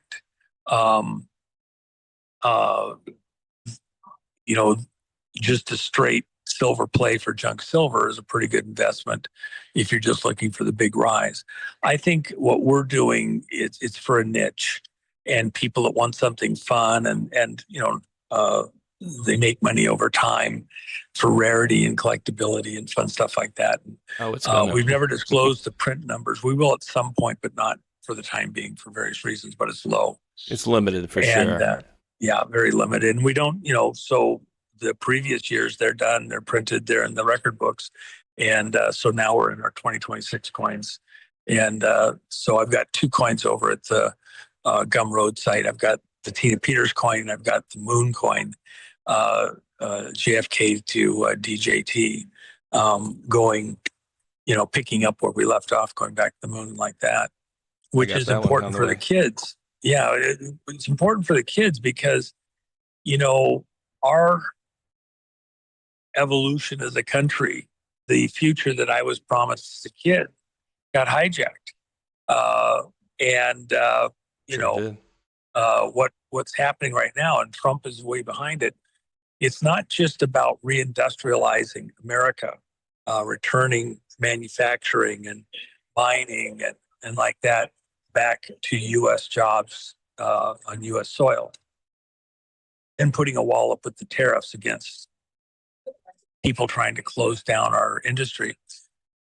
It's also about revitalizing the dream so that the kids growing up in this generation, you hear all these people, it's almost over, the world's going to be done, the surveillance, the, New World Order, everything else. And, as if kids didn't already have drugs attracting them and drink and, eat, drink, and be merry, for tomorrow we die, type of a thing. We want them to see and visualize, have a vision of a future, an inheritance, something worth living for, the opportunity that they're going to get to marry the spouse of their dreams and to go out and make their way in the world and have something enjoyable, be able to take a couple vacations a year, raise kids in a happy environment, not have to work yourself to the bone in your 150 square foot apartment. Okay. On one income. On one income, yeah. Half of an income. So the idea of technology and opportunity and be able to get a job that pays your way and can raise a kid on it, have your own transportation, stuff like that. That's what going back to the moon is about, is to expand people's vision. And then we're not just going to the moon and building a moon base. We're going to Mars. And I had somebody that was going to mining school. I think I mentioned the last show that we had, and they just graduated a couple months back. And I said, you ought to stay in school and go for a PhD in the realm of mining asteroids, mining on the moon, mining on Mars, because he was like, well, because you're going to bring it back to Earth? No, because we're going to use it to build out some of our structures above the Earth and out through the solar system. And by the way, when we build a moon base, it won't be sitting on top on the moon. It'll be primarily under the surface. You're going to have to go down there and mine, clear stuff out. It'll be, mining and excavation and all out on the moon. It'll be an amazing thing. So I want them to visualize what that might look like. Take a deep breath and enjoy it. That's where I'm going. And but now back, let's pull it all back, Tina. Ooh, hey Juan, just one second, really quick, because I want to just show folks here, and I got a really bad example here, so I'm gonna give them a better example here. I got what I was just showing. Oh, by folks. the way, go ahead and do that. I've got a call coming in. It'll take me about 2 minutes. Yeah, take a few minutes. You're good. Okay. And I wanted to show folks, and I'll mute. Just let me know when you're back. That way I won't talk over him if he's here. All right, guys. So I wanted to show you guys this really quick, just because, and this is not any of his coins at all. So this is what a regular, coin looks like.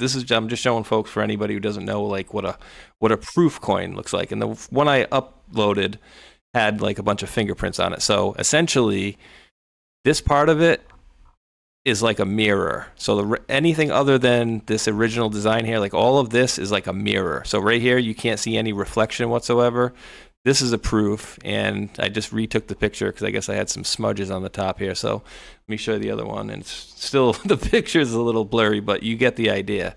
So it's actually, a proof quality. So put it this way, when I bought this coin right here is almost double the value of this coin if it wasn't rated like an MS70 perfect. So this one's graded like perfect. But say if it was just a regular coin, it's worth a lot more when it's a proof coin. So just kind of letting you guys know about that as well. And we touched on this on Table of Titans the other day here. I'll just unmute so in case he comes back, he can hear me as well.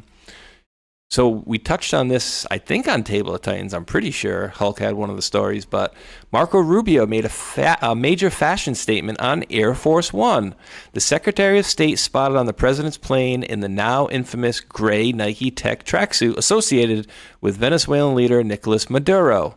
Maduro was seen wearing a strikingly similar, no, not similar, it's pretty identical, outfit during his capture by American forces earlier this year. So let me ask you guys and gals in the chat, anybody out there think that's a coincidence?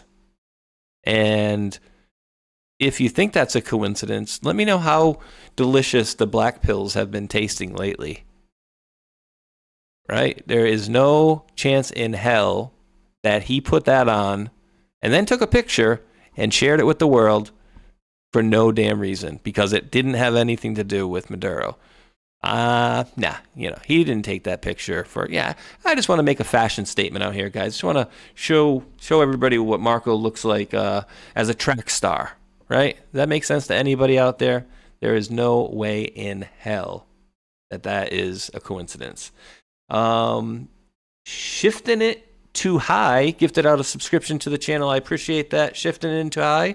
And then GFonts119 says, I don't have any problem at all if someone comes here to be American, run a business, and live the lottery-winning life I've been blessed with as an American, but don't come here to steal. Assimilation, right? We want people to assimilate when they come to our country, because again, it's just like a Democrat coming from California and going to Florida. Oh, well, how are you voting this year? Oh, we're going to vote Democrat. It's like, why are you bringing that shit with you? Makes no sense whatsoever. So, when you come from another country in the same manner, it's like you want to bring that same shitty country that you had over there with you. You want to bring that way of life over here with you? Like, wake up, people. I don't understand, like, how some people can do certain things like that. It doesn't really make much sense to me. Ooh, you back, sir? Yeah, I am. In fact, in the language of flags, semaphore, Yes. besides Melania, now you got Rubio sending messages. And of course, what's the message? Oh, it's a coincidence, Juan. It's just a Yeah. coincidence. Yeah. Rubio is sending the message that Maduro is singing like a canary, but you have to consider context. Where's he wearing this in relation to China? Well, who was involved in coordinating the theft of the elections through Venezuela, Serbia, and all these other locations? Well, of course, China. Oh, So wow. we're sending a little message. Hey, I got Maduro's tracksuit here. It's a little bit, he fills it out a little better. Maduro does. This one was tailored. And that's what I said, Juan, too. I said, so anybody here, just before you came back, I said, anybody here think that that's a coincidence that he's wearing that tracksuit? And if you do think it's a coincidence, let me know how those black pills are tasting this week, because you just got to be a complete moron if you think he took that for a fashion statement or just, oh, hey, let me show you Marco what he looks like in a Nike suit. No, there's a reason for everything that they do. And this was clearly, obviously, like, a very similar suit. No, I think it's almost identical, if not the same exact thing. Well, by the way, just so that people know, before the president got on the plane to go to China, Treasury Secretary Besant went to South Korea. And of course, the president of South Korea got released the next day. But why would Besant have gone to South Korea? Because the person who fills the same role, mirrors that role in China, came to South Korea also. And they had a little conclave. Before Trump would go out and get on the plane, they had to have a bit of an understanding concerning where we're going with Treasury operations and all sorts of other things, security and other things. The way that we deal in commerce with China was one of those issues. China has been parking not just their own, but other countries' ships in convenient proximity to underseas telecommunications cables all over the world, in this subtle threat that if we do anything to upset them, they could start disrupting communications. We're not Trump is not somebody who takes such threats idly. And so they basically got, because it would have a financial impact on the world. Those that live in glass houses should not throw bricks, okay? Even little rocks chip the facade. You think that we're just going to stand back and let the generals in China get away with that kind of crap? And then Xi acts like, well, I can't really control the generals. They do what they do because, they have to protect China. So Trump called in all the generals that were in these locations where these key threats were at, and they had a little talk on Monday. And all the generals were sent back out, admirals to their various locations. And you can kind of imagine what that conversation was. China is threatening that they might do something. We can't let them actually take out the undersea cables or gas lines, things like that. So if they so much as pass gas, we're going to have to deal with that, right? Everybody agree? Yeah. So at the end of the day, they got kind of communications that, these guys threaten us. Go shut them down. Do it first. And that's exactly what's going to happen. So, and then we go to China and have the rest of these conversations. China can intimidate and threat, and we'll threaten right back. And we're not going to be passive. We're not going to be bullied. We're just going to kick ass, take numbers. And that's the way Trump has done it, including if they want to threaten us financially, well, we'll threaten them right back. You think you're in a good place to threaten us? That's why Besant went over, read them the riot act. Don't think for a second that Trump's just going to take it and not respond on behalf of us as a country.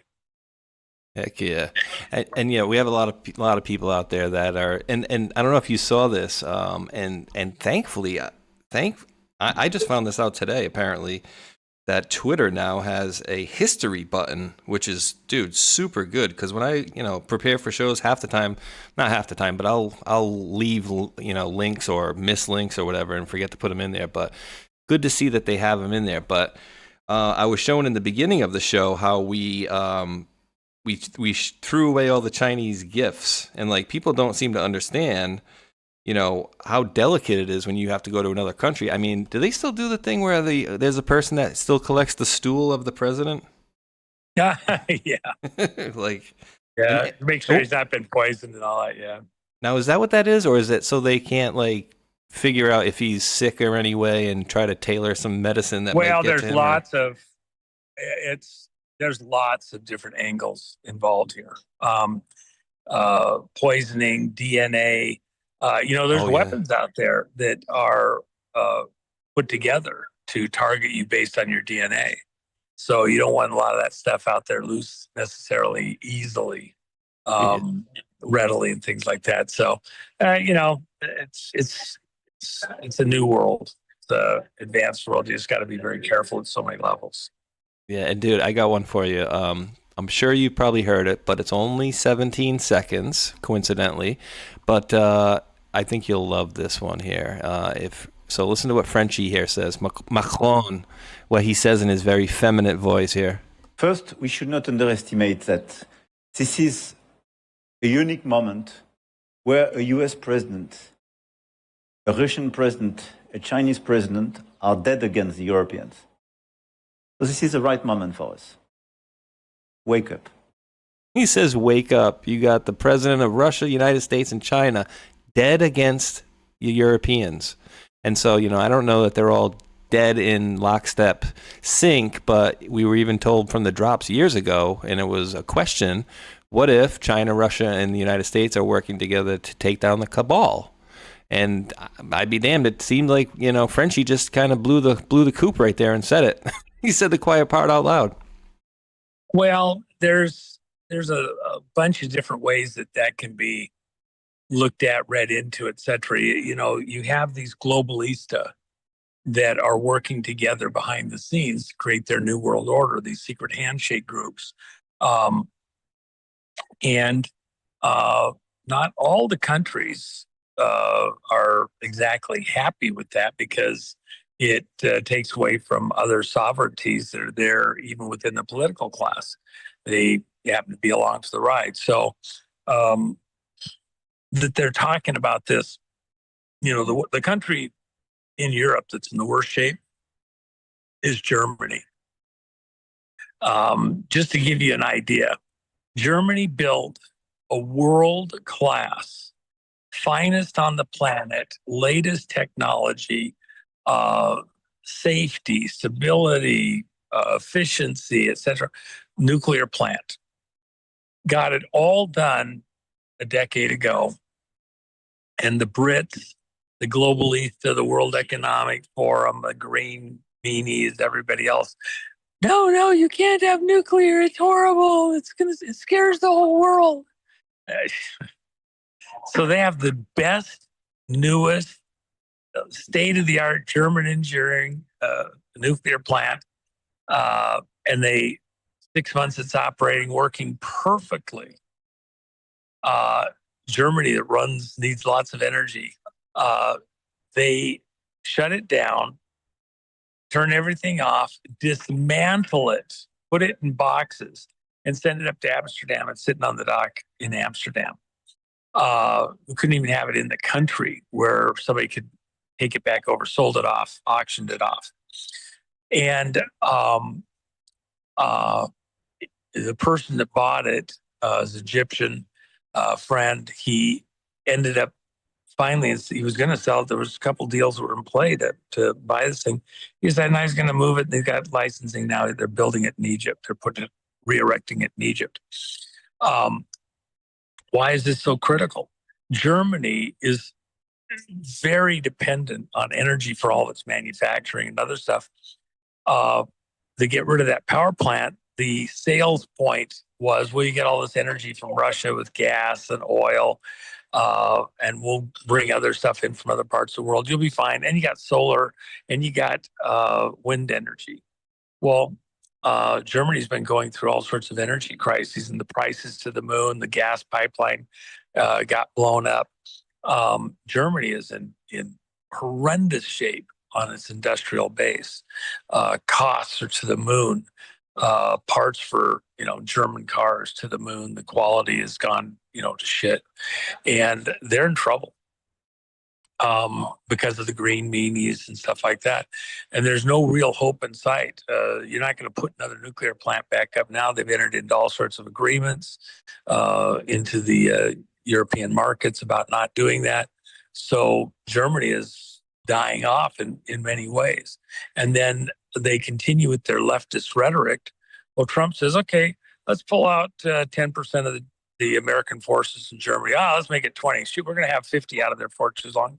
He may take out up to 70% of the American troops in Germany there since World War II. They get huge amounts of money for basing and for, the guys going to buy a beer, buy just normal infrastructure stuff. Oh, well, it'll reduce the American demand into their energy markets. And that's the way some of the Germans are talking about it. We won't have as much pressure on our energy markets. The idiot leftists are all about turning off Germany. Last person to leave, please turn off the light switch. That's what they said when Boeing was leaving Seattle. Last person to leave, please turn off the light switch. Wow. So Germany's in trouble, and the rest of Europe goes with it. These leftists. Oh, dude, it's gonna get interesting, and I think things are gonna definitely speed up, as I think they have been speeding up in especially the last month. But I mean, things seem like they're getting incrementally faster and faster as we're going here, and I don't know. Ever since what's her name there, Pam Blondie kind of stepped aside, it seems like we've been having rapid fire motion, boom, boom, boom, like one thing after the next. And it's put it this way: it's not hard to find show material. I usually have so much that I can't get through all my links in a show, even in a 2 or 3 hour show. It's so much stuff going on that it's really tough to put a finger on the beat of all this stuff. So inevitably, I'll miss one thing here or there, but it's like there is so much going on. And for the black pillars that are out there, that the one thing I can't stand about them, Juan, is I can show you from me, Mr. Q-Tard and my perspective, or a Victor Davis Hanson, or a Promethean Action, or a 2CTV, and then I can present the facts how all these 4 different perspectives are seeing the same thing. But then some of these, quote, great researchers can't see the same thing. And everything I always get from them as an excuse, like, oh, hey, they found this. And then what I get as a response is, oh, so they omitted a substantial part of this and what's really going on here. And it's like, you always have to just make up all these excuses for everything that I'm bringing. But yet all these different perspectives are seeing a grander scope of what President Trump is doing.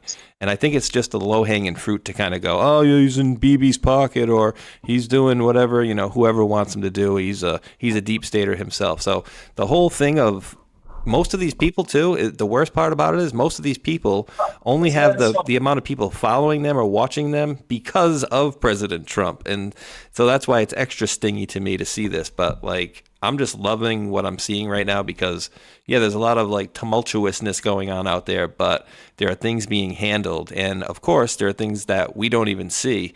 And I'll bring as an example, dude. Oh, go ahead. Jump in. Well, no, I was going to say, over this next couple of weeks to the end of the month, the context for what's happening with Polis, with Tina in Colorado, there's all sorts of disclosures that are going to happen. Even over the next 2 weeks, concerning China's involvement with U.S. operatives into U.S. organizations, political and the election stuff and corporately. Those revelations over the next 2 weeks are going to raise the bar significantly on the election fraud of 2020. And it's going to reflect back on China. So part of the reason for this meeting in China right now is to let them know there's a future. We can work together. but we are going to disclose some pretty nasty stuff. And your intelligence agencies, your military, your business people who've been involved in interfering in U.S. elections, we may want to go grab a few of those people and bring them back to the U.S. for trial. So, and a precedence was set just the other day on something with a Chinese national brought back to the U.S. for prosecution. In order to move forward, move on, you're going to have to cooperate with us so that we never have any of this type of stuff happen again. You want to be our friends? Act like it. And China, essentially the carrot and stick. And anybody, for example, I saw a picture out earlier today where it looked like President Trump was doing a deep bow to Xi. Totally AI bullshit, camera timing bullshit.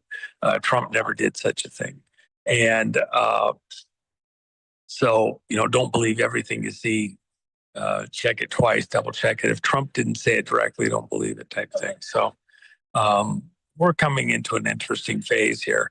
And this next couple of weeks is going to be very key to the election frauds and who is involved. We're pulling back on that string, and there'll be lots of revelations. These ones here lead to the stuff that'll come post July 4th. And we have some early Justice Department arrests midsummer. And what begins as prosecutions, Department of Justice prosecutions. But ultimately, as we get into the fall, deeper into the fall, I believe you'll see flights to Gitmo and people strapped to a pallet. That's going to be awesome, brother. And yeah, dude, we're into some interesting times. And yeah, I think things have to absolutely speed up, as we're getting up to 4th of July. And we are definitely seeing that, dude. So, I know you're out and doing your dinner thing, dude, and I appreciate you jumping on with me especially last minute. So I just want to reiterate to folks, and dude, when you do get the link ready for that conference, if you already have it, either email or text it to me. Yeah, okay. I'll text it to you right now. It's the Fraud Fighters Summit. Summit. It's at the Ahern Hotel. Our organization Unauthorized is putting on. Let me just see if I can shoot this to you right this second. Yeah, and I can put it in the description box for the folks. Yeah, so that people know it's there, because that's going to sell out. We don't have any. Once it's unauthorized. Actually, unauthorized.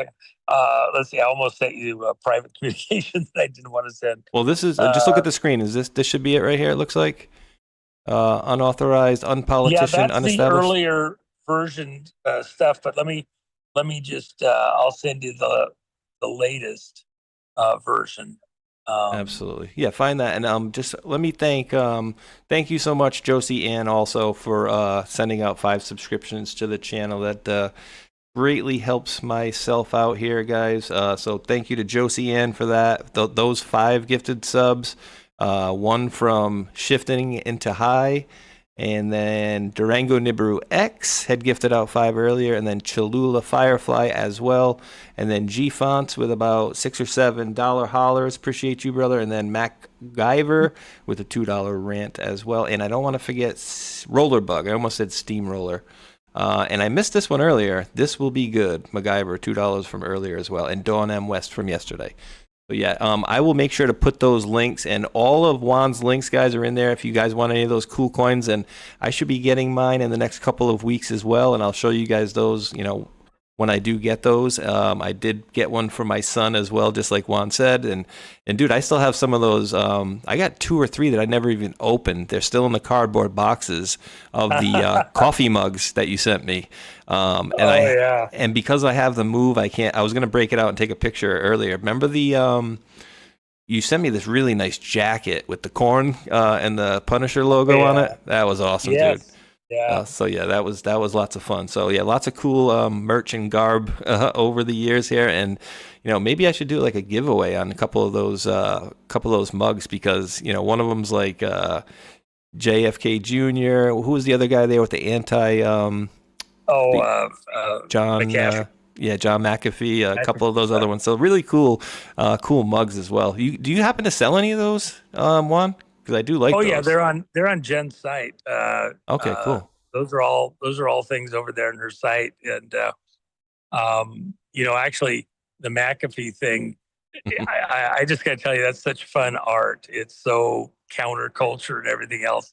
I have a friend who's literally worth billions and billions, and I pop in his office to see him, last year one day, and it's almost been 2 years now. And so I'm popping in. He didn't know I was in town. I was coming over, and get in his office, and here he's got the McAfee photo or art that Jen did. It's not a photo; it's an oil painting that she did, digital oil, and it's like 2 feet by 3 feet above his desk, behind his desk, all trimmed out in gold. And it's McAfee, and it's just funnier than all get out. I mean, he's actually a fairly conservative guy. But then in the background, we both collect cars. We got a few cars between us.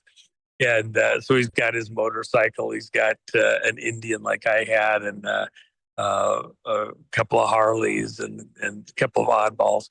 So he envisions himself kind of as this counterculture guy. But to most people that know him, they only see him out in the conference room and the other stuff. You go back into his back office, and here he's got McAfee art sitting there on the wall. It's just funny and all get out. We laughed about it, but he says, it's a great tool. It shows people he's not necessarily what they think he is, and and a great compliment to Jen, because the art is so beautiful.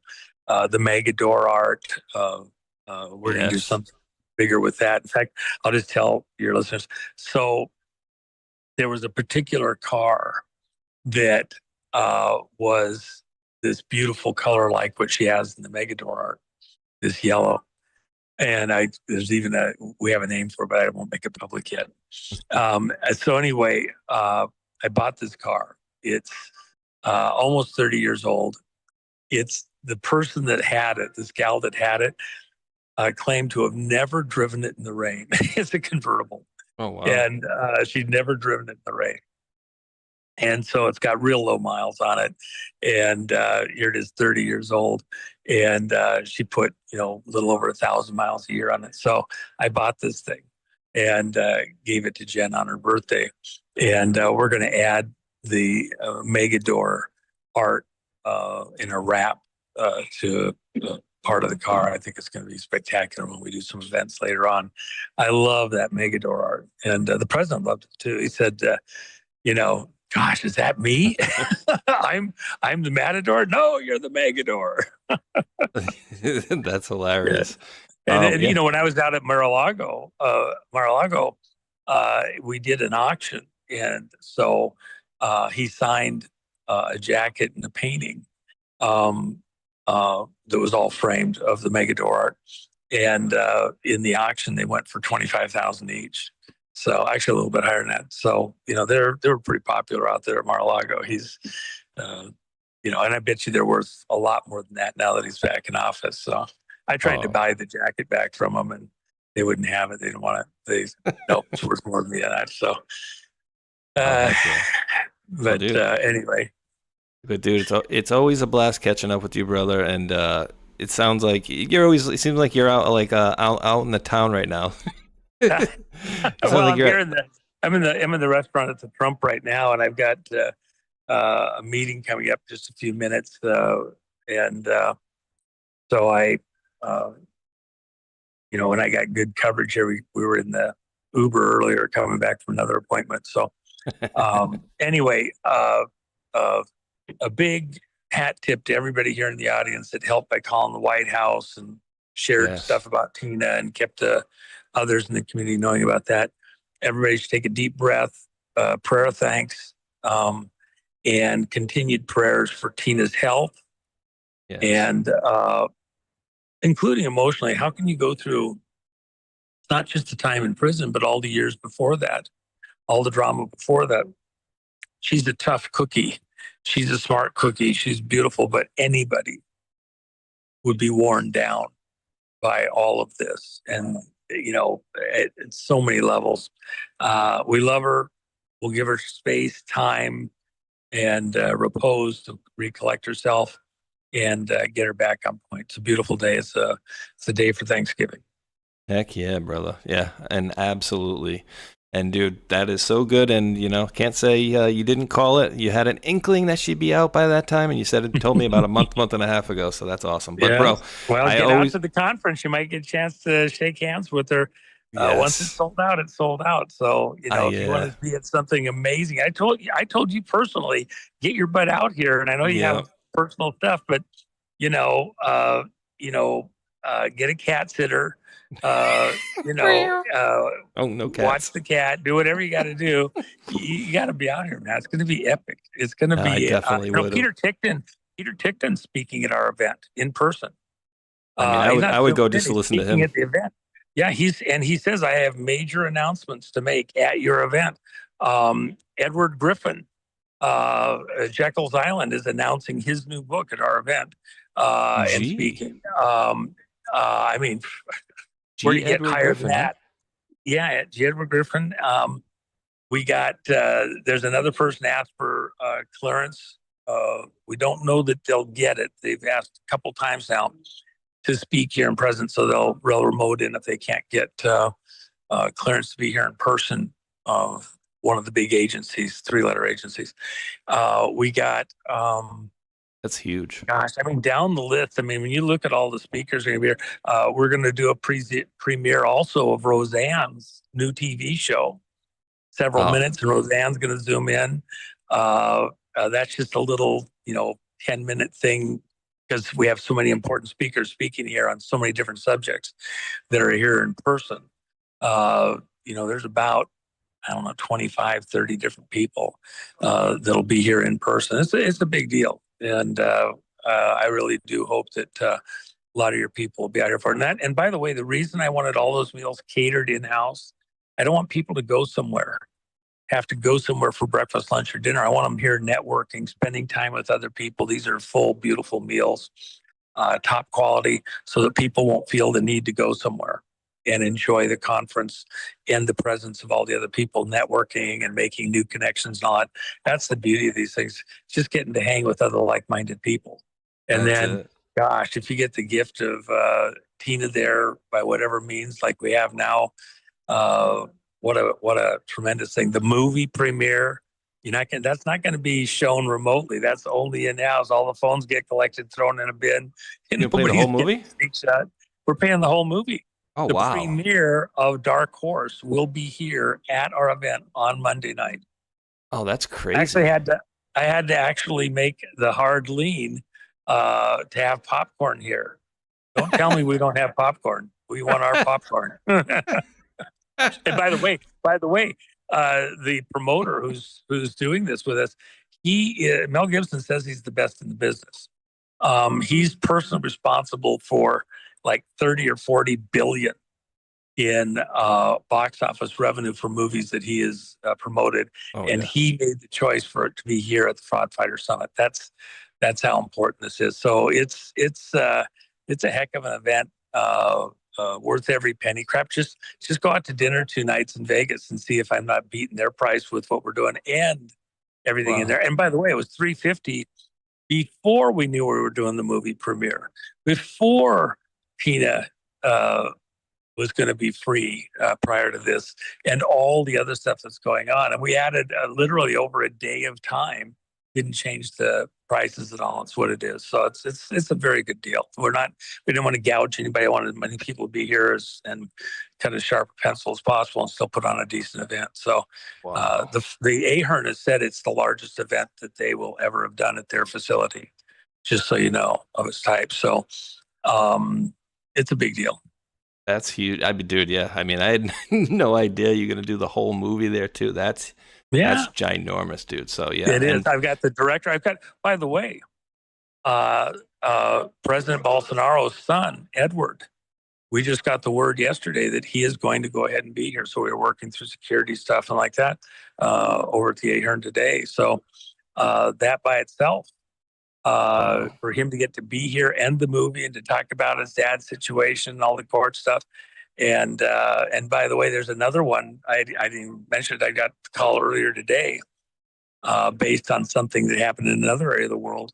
And as a thank you for work that I did there in Asia, may have another person showing up.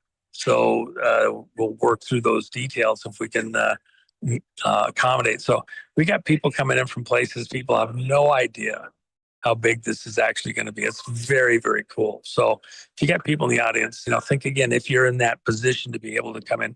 And by the way, we will live stream the main body of the conference all day Tuesday and Wednesday. We can't do anything with the movie. That's something that's totally private. Those people that attend get it. And I can't serve you the food virtually, but you can see the rest of the people eating the good food. But we'll give that away for free. I mean, I want people to be able to participate if they can't make it for any number of reasons. I got a couple of pretty close people I deal with that are, they're timing out. They don't have the physical capability to travel and like that.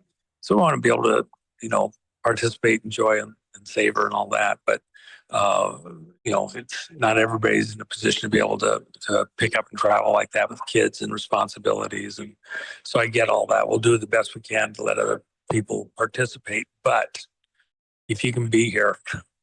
Oh my God. Yeah, dude, now you're making me extra jealous too, because like I told you before too, which was the truth is, I'm doing this stupid move, just had the divorce or whatever. That part's all fine, but it's just moving in and out. And then, I got my boy with me. So I got, essentially full custody. Because so believe me, dude, I would have been there. And especially after hearing this, like I would have walked there to see like that movie, and then Roseanne and Peter Tickton alone. So yeah, dude, I got the picture up. I'm showing the folks right now, and I got the link in the all the chats, and I'm gonna also make sure that they're in all of the description boxes of. So all of the links for everything for Juan and Jennifer's store is now in right now. In a second, it will be the Tina in Peters Rumble. coin is only over at the Gumroads. So Yep. just so you know, it's not. Jennifer will have something up later after Tina's out. So for the time being, it's only over at the Gumroad. But anyway, I will let you go. Appreciate you, Bring brother. your kid. Crap, he'd have fun. I'll introduce him to Vegas. Go maybe introduce him you don't have to to worry women. about Vegas. Just come in. We'll get you a double over there at the Sahara or something, or get you up here at the Trump. I mean, I'm just telling you, this is really, going to be a fun one if you can make it, or any of your audience can make it, and at least report back to you after the fact. It definitely sounds like it, brother. Dude, I appreciate you, my man. You go have the rest of a good rest of your Friday, I think it is. Yep. And so yeah, dude, believe me, the next one. But of course, I'll miss all the good ones that are going to happen on this one. So I'm going to put that link in the YouTube. I think I got it. Oh, I don't know. I just put way too many links in the description box. Okay, so they're all they're all in my description box of every one of my videos. All of the links for Juan's event, and then the Gumroad, and then Jennifer's stuff is in there as well. And Juan, thank you so much, brother. I appreciate you coming on, especially so last minute. And it's a busy Friday evening, but I appreciate you jumping on so last minute with me, my man. All right, I'll have other stuff to report as we get into these disclosures as the month goes on here. Yes, sir. We probably should touch bases at least behind the scenes. So talk to you all later, folks. Absolutely, brother. Have a good rest of your weekend, and give Jennifer our best. All right. Good night, folks. Later, brother. Awesome. Always good to have Mr. Juanito. And I didn't even have his camera up on it. I didn't even know he had his camera on during the whole show. Sorry about that, guys. But yeah, he was actually, it was the last thing I just saw. He was showing like it was like the restaurant, but he was showing like the lobby area or something. And man, am I jealous now of this. That whole movie's going to be there. And then Peter Tickton will be there, and I'm sure he'll get Tina to come in and say a few words as well. But that would have been awesome. And believe me, if I could have gone to that one, I would have. Yeah, I'll bring my son and introduce him to women. We'll get him fixed up the professional, the professional way. We'll go to a pro. Nope, never have, never would, nor would I ever. That's like half the fun away, you know? Like the chase, the hunt of the chase, you know? You just paying money to have sex with women is just, I don't know. Just seems, it's gross, by the way. But besides the fact, it's like, the thrill of the hunt is taken away. It's like, here you go. I always found strip clubs to be weird too. And one of my buddies worked at one. He's like, oh, why don't you come visit me? I'm like, all right. So I go over there hanging out one. It's just weird to me. And I understand, people go there to see naked women and stuff, but it's just weird to me to see people walking by like naked, like, oh, hey, what's up? Like, as if you're not naked. I don't know. It's just a weird environment for me. So never was a big strip club guy or things like that, but one of my buddies did do bouncing at one of the places called Fantasies in Rhode Island, and yeah, it's as bad as you would think. Once you turn the lights on, it's like, oh my God, they all got some bad. But guys, I am, unbeknownst to me, I told my buddy Mark 8-Track that I would raid his show. I'm like, yeah, I can raid you right when I'm done with Juan. He's like, oh, all right, cool. I'm done at 9:45. I'm like, oh, yeah. And this was like 9:02. It's now 9:19. And I'm like, yeah, maybe I could float the show to like 9:45. I said, maybe 9:30. He's like, yeah, maybe see if you can do 9:30. So with that in mind, guys, I'm going to do one of these Rumble commercials here quick, if you guys allow me just a minute there. And Untitled 82 says, Spaceshot, thank you for the $2 Rumble rant. It says, Spaceshot, please do a resale of your original Q Punisher Where We Go One, We Go All shirt that Teespring banned, or whatever that company was. Yeah, it was Teespring, and they did ban me. Let me see if I could pull this one up. But I think we're working on it, and we should, let me see. I'm trying to look. I can show you guys some old stuff. Merch 26. Merch. Let me see. I'm just looking through some of these pictures here. What is this one? Family Illuminati?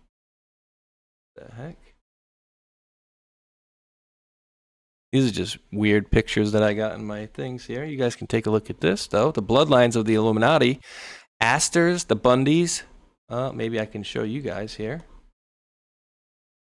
Astors, the Bundys, the Collins, DuPont, Freeman, Kennedy, the Lee, L-I as in Lee, Onassis, Rockefeller, Rothschild, Russell, Van Duyn, Van Duyn, D-U-Y-N, Van Duyn. And so we have number 6, we have the Kennedys, and then we have, at 8, we have the Onassis bloodline. Well, Jackie married an Onassis, right? So now you got 6 and 8 together. Interesting. And this is a question for you guys out there, did the Rothschilds change their name from Bauer, B-A-U-E-R, in the 1700s or earlier? That's a question. I don't know for fact 100%. G-Fonts, don't have to drop a $1 holler Rumble rant. If you got anything in your encyclopedia, just drop a comment and I'll read it in a second. But let me get one of these things out of the way. I'm going to try to float another 10 minutes at least here, so I can raid my brother Mark over here. Rising tides lift all ships. Let's do a little kids guide, as I do think it's I do need to order one of these. Probably meant for kids a little younger than mine, but I do want to get one of these and have one in the house. All right, parents. Real talk for a second. America's about to hit a huge milestone. We're coming up on America's 250th birthday. 250 years of freedom, grit, sacrifice, and the greatest experiment in self-government the world has ever seen. This is the perfect moment to help your kids understand why this country matters.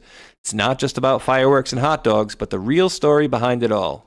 There's a free guide called The Kid's Guide to America's 250th Birthday, and it's honestly a great way to introduce kids to how America began, who the founding fathers were, what they risked, and why the ideas they fought for still matter today. This guide sends kids back to the moment when brave men signed the Declaration of Independence, knowing full well they were risking their lives for freedom. It breaks it all down in a way kids can actually understand and enjoy without watering it down or turning it into boring schoolwork. And if you care about raising kids who know where this country came from and why it's worth preserving, this is something you'll want to grab. The best part, it's completely free. With this special offer, you only need to pay $2 for shipping and handling. head over to freeusabirthday.com. That's freeusabirthday.com, and the Kids Guide to America's 250th birthday for your kids today. America's story matters. Make sure the next generation knows it. Boom. All right. I appreciate you guys giving me a moment to do that. And I'm going to thank a few folks over here on the old foxhole. G. Edward Griffin's going to be at his freaking conference. Like, how crazy. And guys, Jim Caviezel, apparently, I think I got to go back one click here, maybe. Back one click? No, can't go back one click. See, if he thinks this is one of his best movies that he ever acted in, that's a hell of a feat, because Passion of the Christ was damn good. Count of Monte Cristo was damn good. He's one of my favorite actors. Him and, oh God, who played Daniel Day-Lewis. Probably one of my favorite characters of anybody, and I'll probably get a YouTube strike for this. I don't really care. Let me see. Oh, what else was he in? There Will Be Blood. So I really like Jim Caviezel. Like I said, he's one of my favorite actors. And the other one is Daniel Day-Lewis. Bill the Butcher. You guys remember him from... and this is not Jim Caviezel. I understand that, guys. I'm just showing you who I think is one of the best actors out there going. And Jim Caviezel is in my top 5. And this guy, Daniel Day-Lewis, in my opinion, is one of the top 5 as well. Remember how good this dude is. Listen to this. I'm so damn.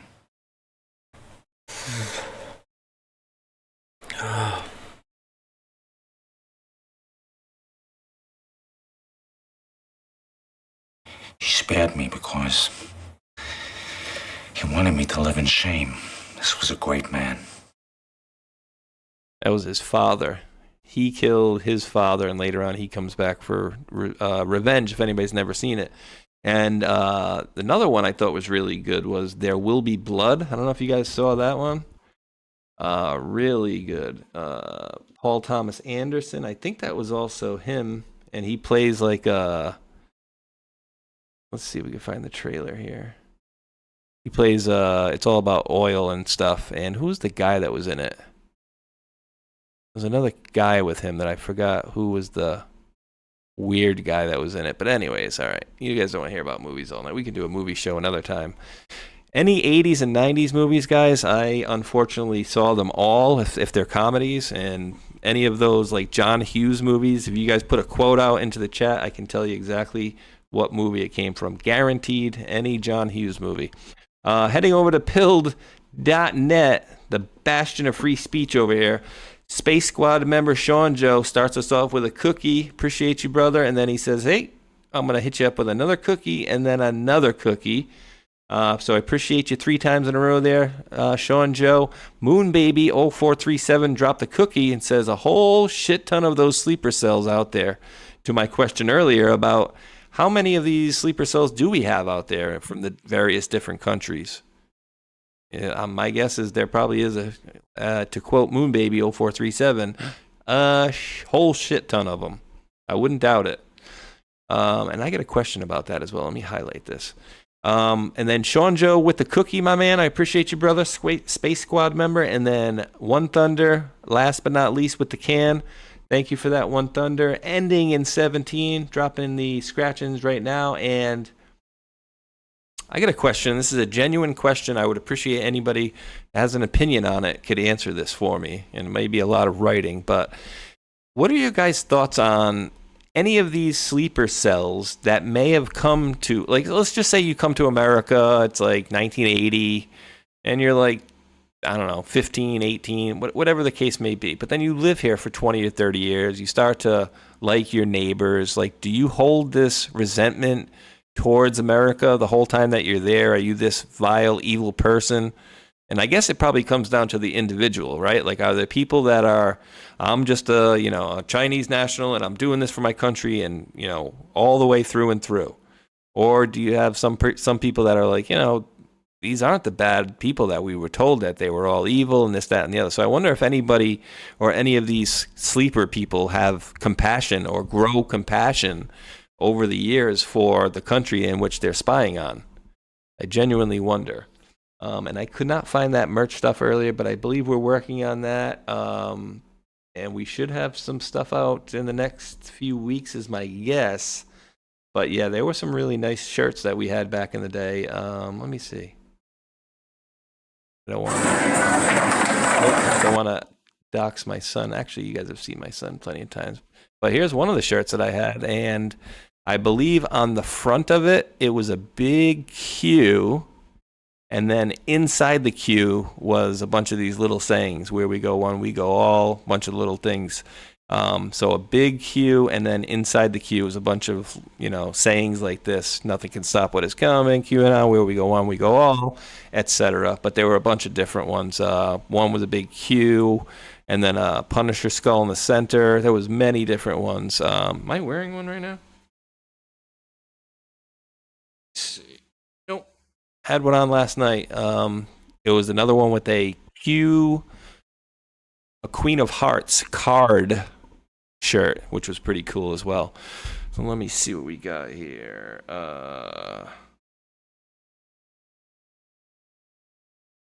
Oh, that's interesting. So my buddy Mark, who I'm going to raid you guys into when I'm done in a few minutes, he said Mark 8-Track, just spoke at Ahern, where Juan is having his function. He said he just spoke there last week, and he's holding a book signing for, I think it's Seth Keshel, next weekend. So that's interesting as well. Should be a lot of good folks, like-minded individuals in the chat as well over there on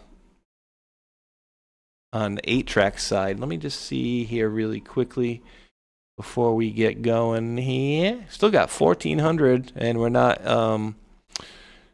They're not showing us the numbers that are on Pilled right now, which we got. What do we got? My profile. How many folks we got watching over here? How many folks? How can I not tell? Live view 72, 475 total. So we got about 1,500 folks here currently still.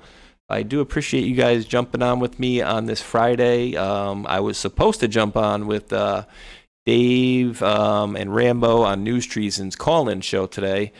And maybe next time I'll ask, because actually he's offered it, and maybe I'll do it. But next time I'll see if he doesn't mind if I simulcast on YouTube. Only reason I wouldn't do it on Rumble is because it's his channel, and I don't want to take views from him. Not that I think it would, but if I'm being a guest on a show, I don't want to go opening it up on the same thing. So it would be a platform he's not using anyway. So maybe we'll do the call-in on YouTube next week. I'll ask him if that's okay, which I'm sure he'll be okay with. So, but yeah, call-in shows are fun, guys. Anybody who's been with me here for a very long time knows why I have a little bit of a cringiness towards video chats. I don't need to see anybody's male member other than my own. Thank you very much. And so if anybody doesn't know what I'm talking about, yes, we were flashed live on television by a dude. So that was fun. And the best part about that was the show was God's Guy and Pastor Something joins Spaceshot76. So it literally, remember these people were doing these like Zoom raids and stuff like that? They were basically raiding all these different channels and then getting into it, and they were doing it with schools and then churches and things like that. And I figured that they were figuring, oh, okay, it's the more godly, the more we can get a laugh out of it if we, do something negative or nasty in there. So yeah, it's pretty disgusting, but what do you call it? Call-in shows are fun when, people aren't dropping a big old fresh loaf in the punch bowl. Let me see. Let me see if Parallel Media Group is online yet. Parallel. Oh, wait, he sent me the link. Here we go. He sent me the link here, guys, so I can just pop this in here. And, oh, he's going to have Julie Donuts on there tonight. And Janae Sergio. And, oh, Awakened Outlaw as well. That's going to be a good show, guys, actually. I would tell you guys you don't want to miss it, but you're not going to miss it. Well, if you're on YouTube and Pilled, you might miss it. But I'll drop a link for you guys as well. Because when I raid you guys into that, only the folks that are on the Rumble side will get put into there. Thanks, Debbie. I just saw your message from earlier. I gotta read that retort a little bit later. Let me see. Let me get that link up here. And ding, ding, ding. So here's where we're gonna be going into, guys. I don't know if I can raid if the show's not good yet, but yeah, we got Mark 8-Track, Awakened Outlaw, Julie Donuts, and then I guess that's Janae Sergio, excuse me. And he is not live just yet, but I think he said he's going to get folks in. Says it under the show title. 15 minutes. Actually, you know what, guys? I'm going to play you a couple of videos. Videos I may have played towards the end. I actually got to hit the little men's room really quickly, but this one won't get me kicked off. I don't have to edit it, and it's a short one. I call it Brackets and Jackets. It's Cappy singing to what is mostly the Wolf of Wall Street takedown. So I'll be back right here in just a minute, guys.